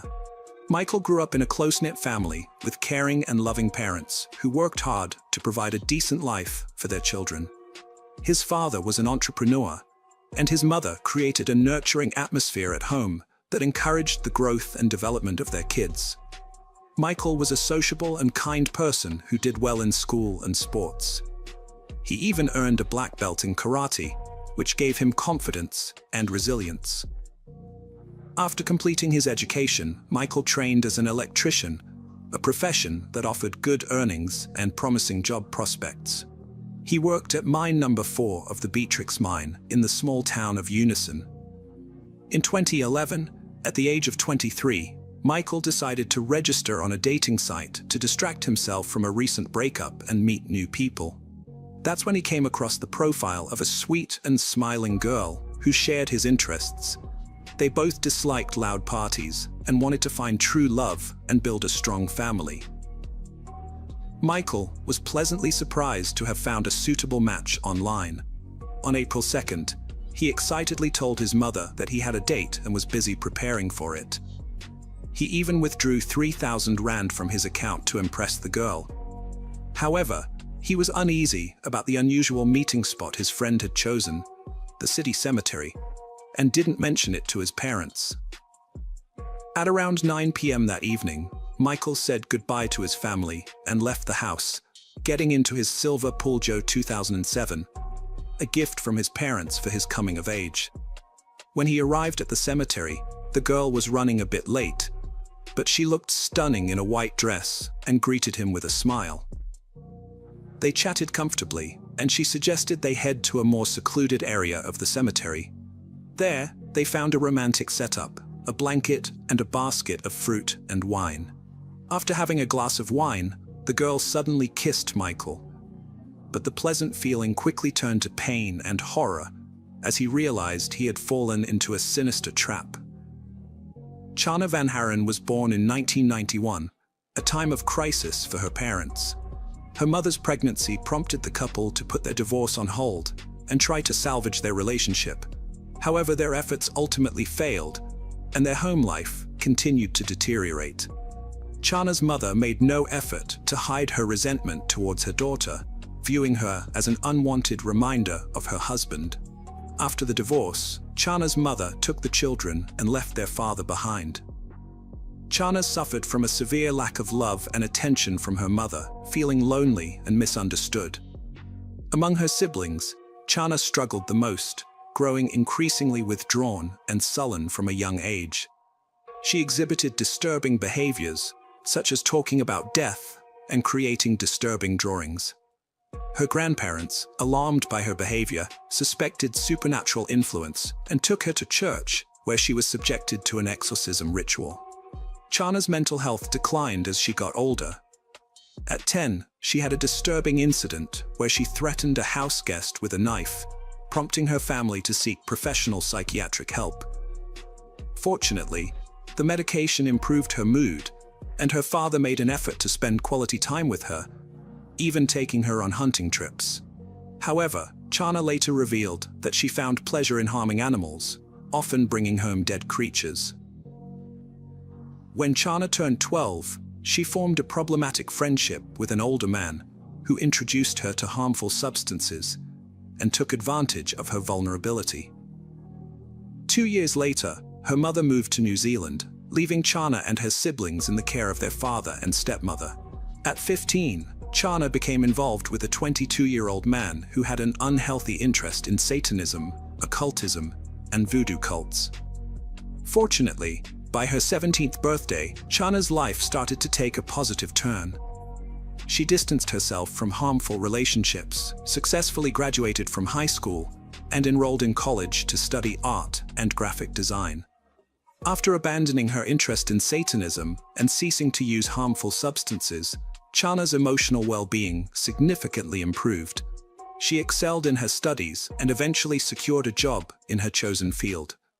Chana's new job provided her with a supportive community, including her colleagues and management, where she discovered her talent for visual arts, earning her respect and recognition.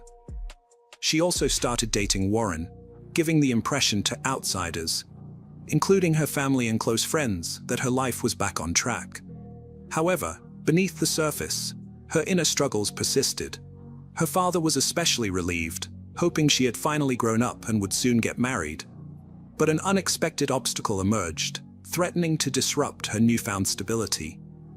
Warren's friend Roy, who claimed to be highly sensitive, sensed a dark and malevolent presence in Chana, despite her kind and friendly nature. His concerns were dismissed due to the contrast between his perceptions and her outward appearance. One day, Roy approached Chana, asking about Norman, a name that kept appearing in his mind, implying she might be unfaithful to Warren. Chana's response was shocking. She spat in his face and demanded he stop questioning her. Chana's friend, Norman, was later revealed to be the name of her imaginary childhood friend, Zazzle. This discovery changed the dynamics among their group of friends. At a party, Chana became interested in 24-year-old Martin. Martin came from a respected and wealthy family, unlike Chana. He had a good relationship with both his parents and was smart, well-mannered, and performed well in school. However, Martin had been struggling with a mental illness since he was 6 years old. He started having hallucinations, claiming that an entity appeared to him, making him believe he had incredible strength. As Martin grew older, his mental condition worsened, leading to problems at school and home. At 14, he was hospitalized in a psychiatric facility and diagnosed with schizophrenia. Although conventional treatment didn't work, his family and doctors eventually found the right medication to control his condition, except for occasional outbursts of aggression. Chana and Martin, two unstable young individuals, started a romantic relationship. Despite their outward appearance of happiness, their parents were oblivious to the issues the couple had faced in the past. As their relationship progressed, it ultimately led to devastating consequences. At first, the couple was social and outgoing, attending parties and interacting with others. Friends recalled noticing cuts on their hands, which they jokingly attributed to intimate experiments.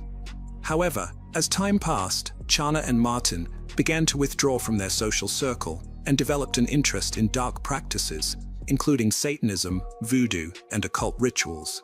This fascination eventually extended to infamous serial killers. In 2011, Martins posted a photo with his girlfriend Chana on social media, captioned "Killers" with an ambiguous emoji. At the time, no one took the post seriously. However, unbeknownst to others, the couple had dark fantasies that eventually turned into a sinister plan. They wanted to torture and kill homeless people, and even practiced on animals. But their plan was put on hold, as they couldn't find a suitable victim. Chana created a profile on a dating site and caught the attention of Michael Van Eck. The couple targeted him for their twisted plan and Chana suggested they meet in person. Michael agreed, despite the unusual meeting location. Chana and Martins carefully prepared for the date, planning every detail, including what to wear and how to end Michael's life. Chana approached the meeting fully prepared, and the trap was set. Michael fell for the bait, and Martins attacked him from behind with a knife. Despite being stabbed around 30 times, Michael resisted, which caught the attackers off guard. Chana intervened, and together, they overwhelmed Michael, who begged them to end his suffering. After the attack, Martins slit his own throat, and the couple began to dismember Michael's body. They severed his legs and decapitated him, placing the body parts in bags. They buried the body in a shallow grave, but couldn't make it deep enough due to lacking shovels. They then left the scene with the body parts using Michael's car, which they later abandoned in a troubled neighborhood. The next day, a cemetery worker discovered the grave and alerted the authorities. Meanwhile, Michael's parents were frantically searching for him, and his workplace reported him missing. The police found Michael's car, which led them to the cemetery, where they uncovered the gruesome crime scene. The local police were already investigating a mysterious body found on the cemetery grounds, with all signs pointing to foul play. They brought Michael Van Eck's family into the picture, as he had gone missing a day earlier. At the cemetery, Michael's mother identified her son's body by recognizing his personal belongings and distinctive childhood burn scars. The autopsy revealed that Michael had suffered multiple knife wounds and signs of struggle. The body had been dismembered after death, with a level of professional precision, suggesting the perpetrators had experience with such acts. The evidence pointed to multiple attackers being involved, given the number and nature of the wounds, as well as the strength required to overpower the victim. DNA testing confirmed the body was 23-year-old Michael Van Eck's. During the investigation, police seized Michael's phone and computer, tracing his last communication to Chav Van Haan, who had invited him to the cemetery on the fateful night. When questioned, Chav and her boyfriend Martin confessed to their involvement in the murder. Chav's father was shocked by her calm and defiant confession, in which she claimed to have dreamed of committing such a crime since she started hunting with him. The lack of remorse from the couple shocked everyone, and they seemed to relish the public attention. They had planned to take their own lives if caught, but later changed their minds, wanting to live the life of monsters. The police search of the couple's apartment revealed a disturbing environment. The walls were covered in distorted portraits of Chav, depicting her without eyes, mouth, or ears in various guises. The police found disturbing evidence in the rooms, including ritual items, animal scalps, knives, and unknown objects. They also discovered the belongings of the murdered him, including his glasses and wallet. Martins later admitted that they took the victim's money to fund their next crime. The most shocking discovery, however, was made in the refrigerator. The police found the victim's head with his mouth sewn shut, which suggested that the couple planned to use it as a ritual bowl. Additionally, the victim's eyes and ears were found in separate containers. The police also found the victim's hand and leg buried near the murderer's home, along with the bodies of several animals. The girl's diary revealed her dark thoughts and plans. The evidence suggested that the couple derived pleasure from taking lives and mutilating bodies. Both Martins and Chana underwent mental evaluations, and the commission confirmed that they were aware of their actions and desired the consequences. In November 2011, Chana stood trial as a serial offender, despite it being a single incident. She openly admitted that she did not feel remorse and desired to repeat her actions. Psychiatrists diagnosed Chana with psychopathic and antisocial disorders, making her a more dangerous individual. Throughout the trial, she remained emotionless. Chana was found guilty and sentenced to 35 years in prison without parole, with 20 years for murder and an additional 15 years for robbery and dismemberment. Martins defended himself in court, claiming that he did not remember the events until he was in jail. He admitted to studying Satanism and occultism, which he believed pushed him and Shauna to commit the crime. During the trial, he apologized to the victim's parents, although his apology sounded insincere. He implied that the victim was simply in the wrong place at the wrong time, when in reality, the couple had lured him into a premeditated trap. Michael's mother was overcome with grief and struck Martins during one of the sessions. In the end, Martins was also found guilty and sentenced to 35 years in prison, with the possibility of parole after serving half of his sentence. After 2014, Chana and her lover Martins maintained a relationship through letters while he was in prison. In these letters, Martins referred to Chana as a dark goddess and wrote poetic phrases such as, "When you part your lips, words of a dead butterfly spill out, and they fall upon my mystical heart and paint it with sweet poison." However, over time, Chana ended the relationship, feeling that they had become emotionally disconnected from each other. While in prison, Chana exhibited exemplary behavior, teaching her fellow inmates art and theology.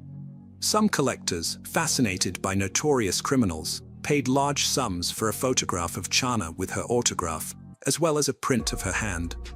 Martins also attracted a following, with a fan club that was monitored by the police for a long time to prevent his followers from emulating his violent actions.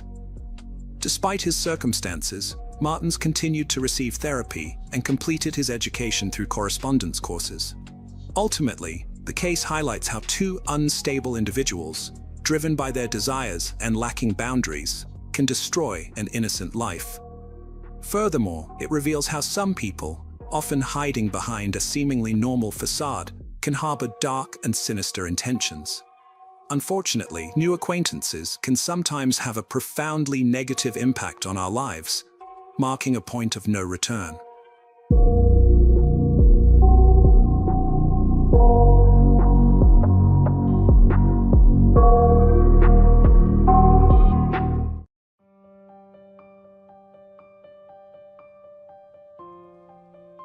Welcome back, detectives. Let's dive into another horrible case. The case of Justine Valdez.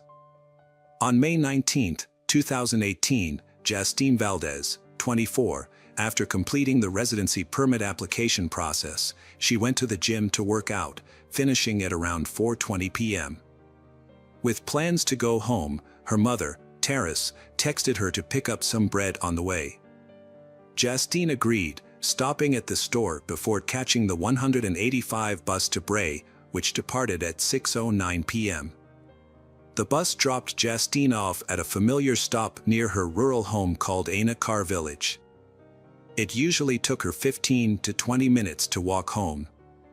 Although it was not a difficult journey for someone as young and active as Justine, her family became worried when she did not arrive home on time.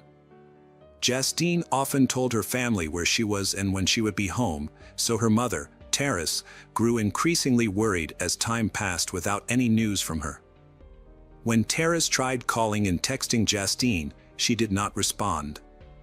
This prompted Terrace to go out and look for her.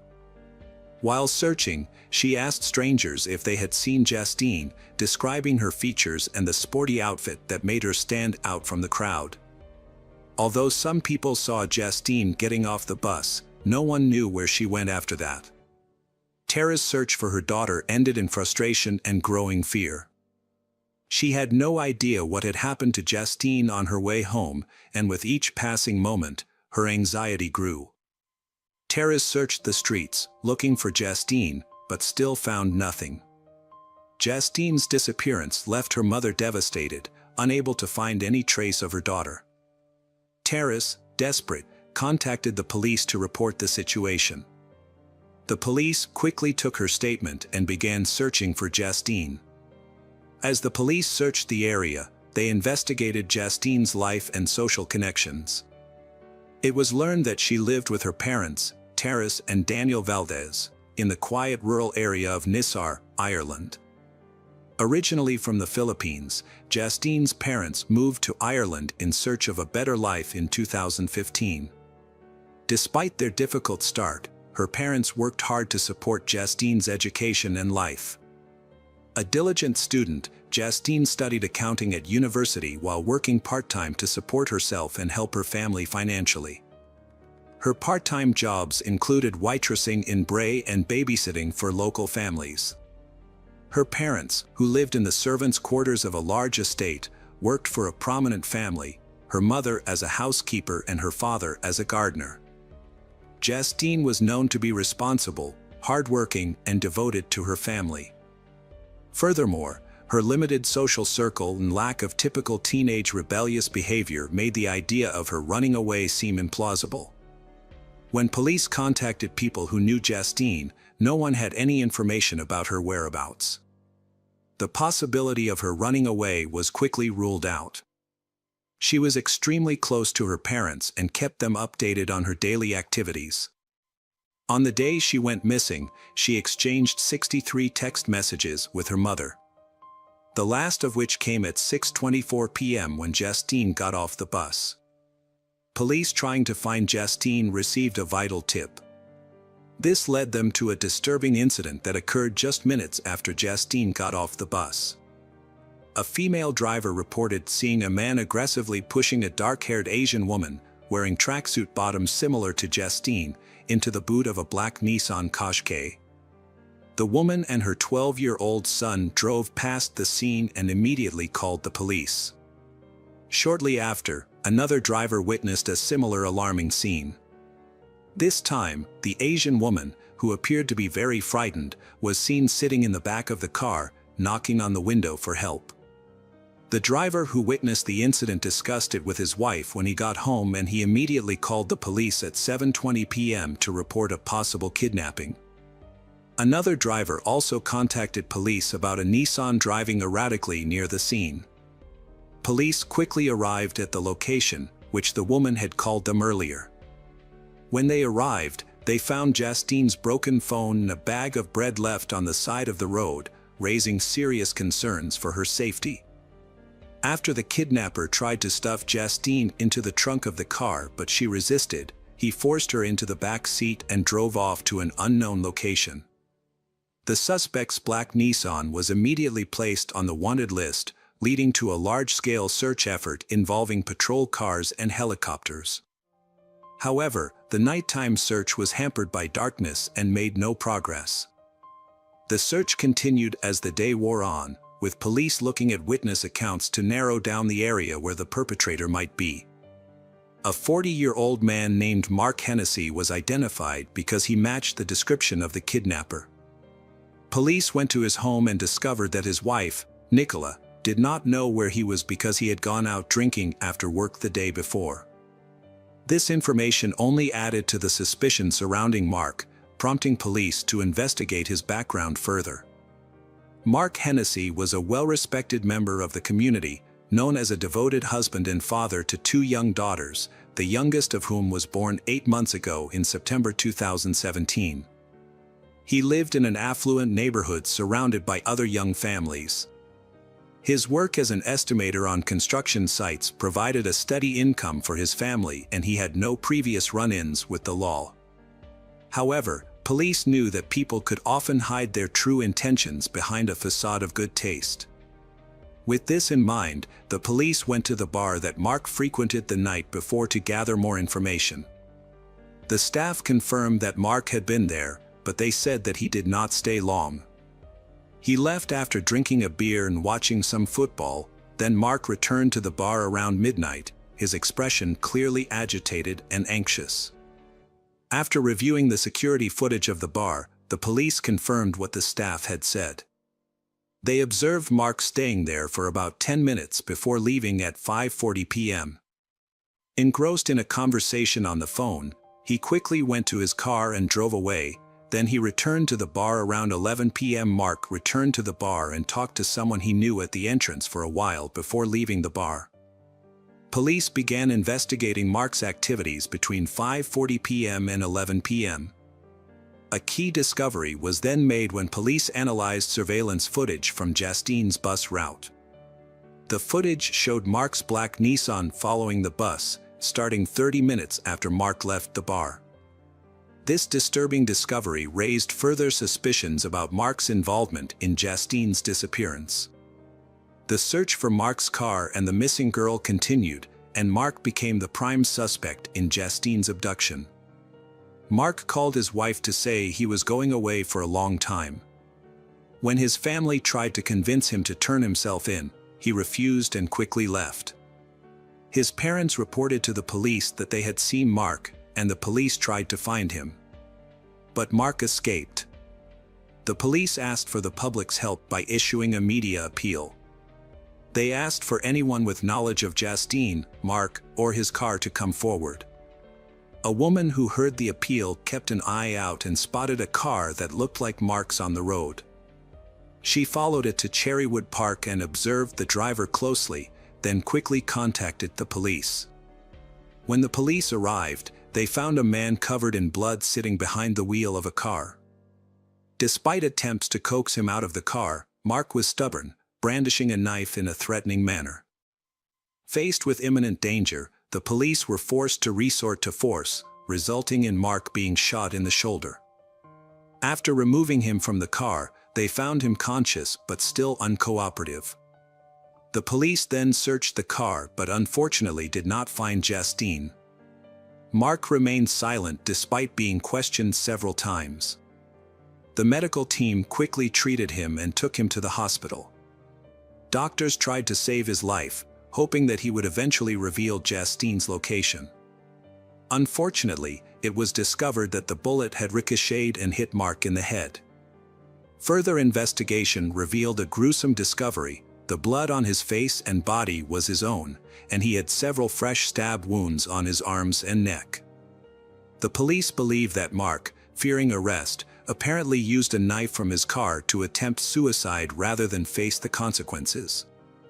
The police eventually caught the suspect, but instead of feeling relieved, everyone felt disappointed.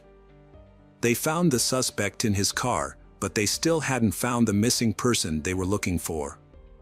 A glimmer of hope came when police discovered a piece of paper at the scene. Although it was covered in blood, they could read the words "sorry" and "Pease Castle." These words suggested that this might be a clue to finding Justine. Despite this small hope, they persisted. A search was launched in a forest in South Dublin, based on a clue found near a castle. First, searchers found Justine's wallet, which contained her identification.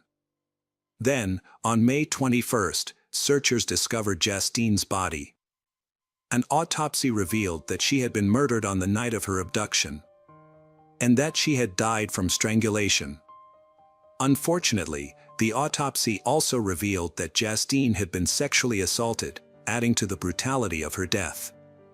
A toxicology report, which found trace amounts of banned substances in her system, left many questions unanswered.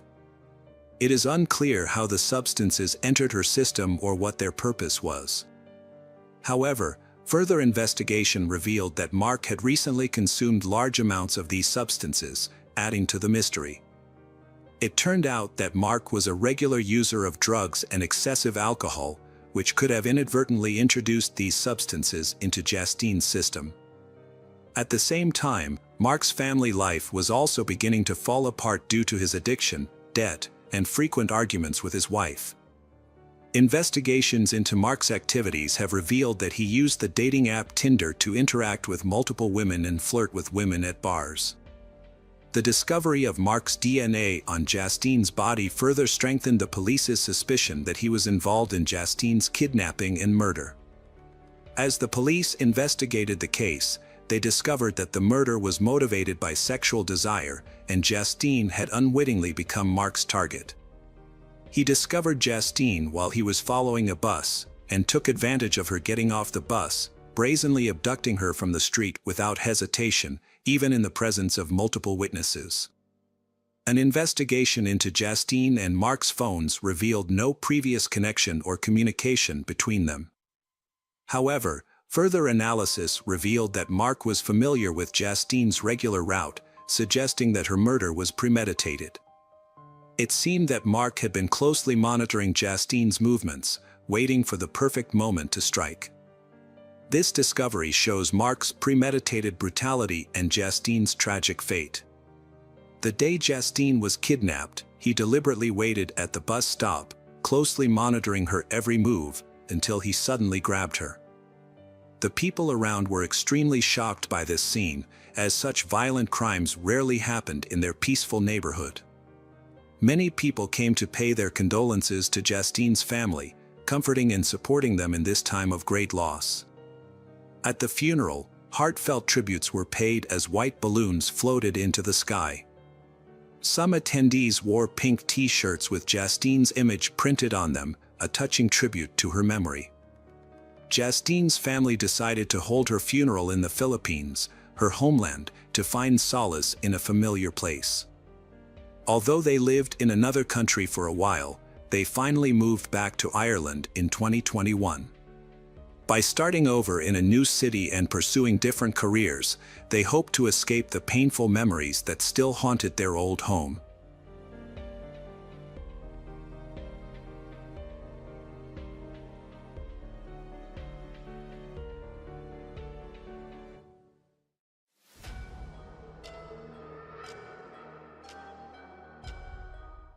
Hello, crime enthusiasts. Are you ready for another chilling investigation? The case of Andrea Lohagin. Andrea Lohagin was born on January 6, 1977, in Bad Belzig, Germany, to a tight-knit family that consisted of her mother, father, and sister. They lived in a newly built residential complex. As children, Andrea and her sister were known for being obedient and diligent in their studies, which made their parents incredibly proud. By the time Andrea turned 16, she had developed into a stunning young woman and an outstanding student, earning her numerous admirers. Andrea and her sister focused primarily on their studies and socializing with friends at parties, avoiding any unwholesome or troubling pursuits. On October 7, 1993, during the autumn break, 16 years old, Andrea spent the day at a local shopping center with her parents. With only 1 year of high school remaining, Andrea was on the cusp of a significant milestone, looking forward to completing her exams and embarking on her journey into adulthood. Andrea harbored dreams of attending university, building a career, and eventually starting a family of her own. The thought of entering this new phase of her life filled her with immense excitement and anticipation. During their outing to the shopping center, Andrea bought new shoes and jeans. She excited to wear them to a party at the club that was coming up soon. That evening, Andrea, a high school student, planned to attend a gathering at the local youth center, where her friends and acquaintances were waiting for her. The center was only a 15-minute walk from Andrea's home in the small town of Bad Belzig. Since the town was considered very safe, with no prior incidents of attacks or crimes, Andrea's parents felt comfortable allowing her to walk to the party alone. Andrea was expected to return home by 10 p.m. to watch a horror movie with her mother, as was their evening routine. However, when Andrea did not come home on time, her family assumed she would be home in a few hours. Andrea's friends who were at the party said she never showed up, which caused them to become worried. This was unusual behavior for Andrea, who was known for being responsible and punctual. She had never been late before, so her friends were worried. Unfortunately, it was difficult to reach Andrea directly, as mobile phones were not widely used at the time, and the youth center didn't have a landline phone. Her friends would have had to leave the party to call her from another location. Nevertheless, the group chose not to jump to conclusions and stayed at the club. They thought Andrea might be dealing with family issues that prevented her from attending the party. Despite the youth center being close by, none of them tried to check on her. The girls assumed Andrea was either running late or grounded at home, and they continued to enjoy the party. However, when Andrea failed to return home by midnight, her mother grew worried. Normally, Andrea would be home by this time, watching another horror movie. At first, Andrea's mother thought she came home late because she had gone out with friends or visited someone's house. But as the hours passed and Andrea didn't show up, her mother became increasingly alarmed. She tried to contact her daughter's friends, with whom Andrea was supposed to be visiting that evening, but none of them were home. This left her unable to get any information about Andrea's whereabouts. Later, one of the girls finally answered, but she had no information about Andrea. The mother became increasingly worried, realizing that her daughter could not stay out so late, as she had to go to school the next day. At 1 a.m., the mother's concern reached a breaking point. She woke up her husband, and they set out in their car at 1:30 a.m. to search for Andrea. They spent hours searching the area around Bad Belzig but found nothing. They visited the youth center, but Andrea wasn't there. Andrea's friends were unable to provide a clear explanation for her disappearance. It was also unknown whether she went missing while heading to the club or after leaving it. Most partygoers had already left, and the remaining youths couldn't provide much information.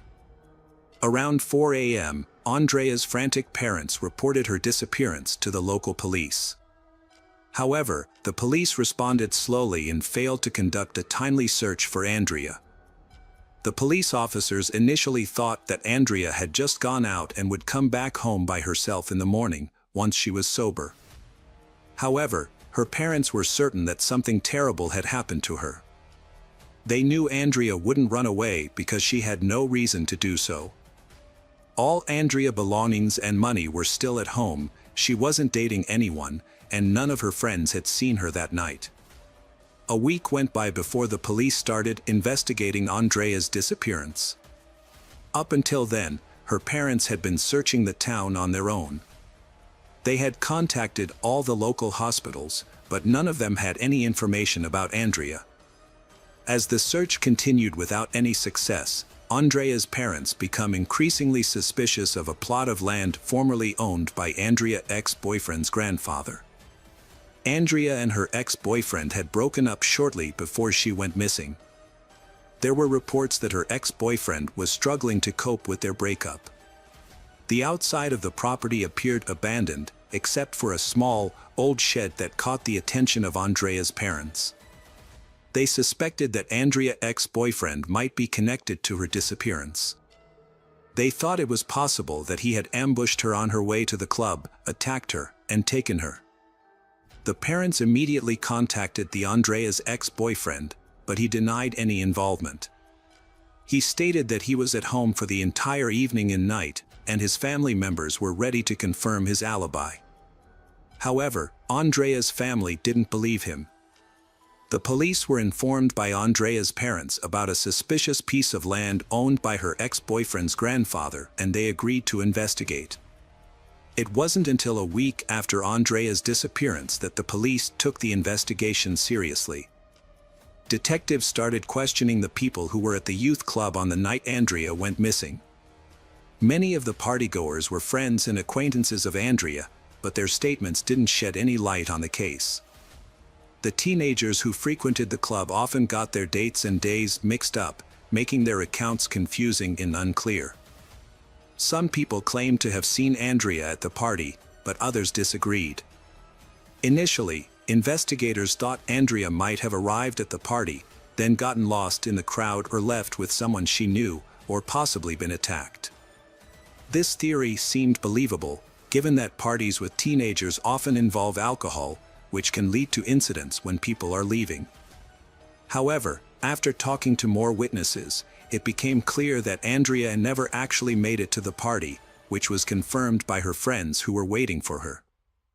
Andrea, who was known for her beauty at school, didn't show up to meet her friends. Detectives believed the accounts from Andrea's closest friends were the most trustworthy. Police have thoroughly checked all routes Andrea might have taken to get to the club. They launched a large-scale search operation, involving trained dogs and many volunteers. Despite their extensive efforts, they couldn't find any signs of Andrea. Numerous press conferences and TV reports were held to ask citizens for help in finding Andrea and warning them of potential danger. Andrea's parents and law enforcement worked together to investigate her disappearance. They made appeals for negotiation in case she was abducted, set up hotlines for witness tips, and offered monetary rewards. However, all efforts were unsuccessful due to a lack of evidence or leads. Many tips were verified, but they turned out to be false. The detectives were only able to piece together a rough timeline of incident leading up to Andrea's disappearance. On the evening of Thursday, October 7, 1993, Andrea returned home from a shopping center with her parents around 6 p.m. She went to her room, listened to music, and looked at her new clothes. The family had dinner together, and Andrea planned to attend a party at the youth club afterwards. She tried to contact a friend to go together, but her friend was already at the club and couldn't be reached. Andrea decided to go alone, and her parents didn't know what she did next. Investigators suspected that Andrea may have been a victim of sexual assault. They thought that her attractive appearance might have caught the attention of a predator, leading to a crime. To investigate, detectives made a list of Andrea's ex-boyfriends and admirers, and checked their alibis. Investigation found that each of the suspects had a reliable alibi for the time of the incident, making it unlikely they were involved.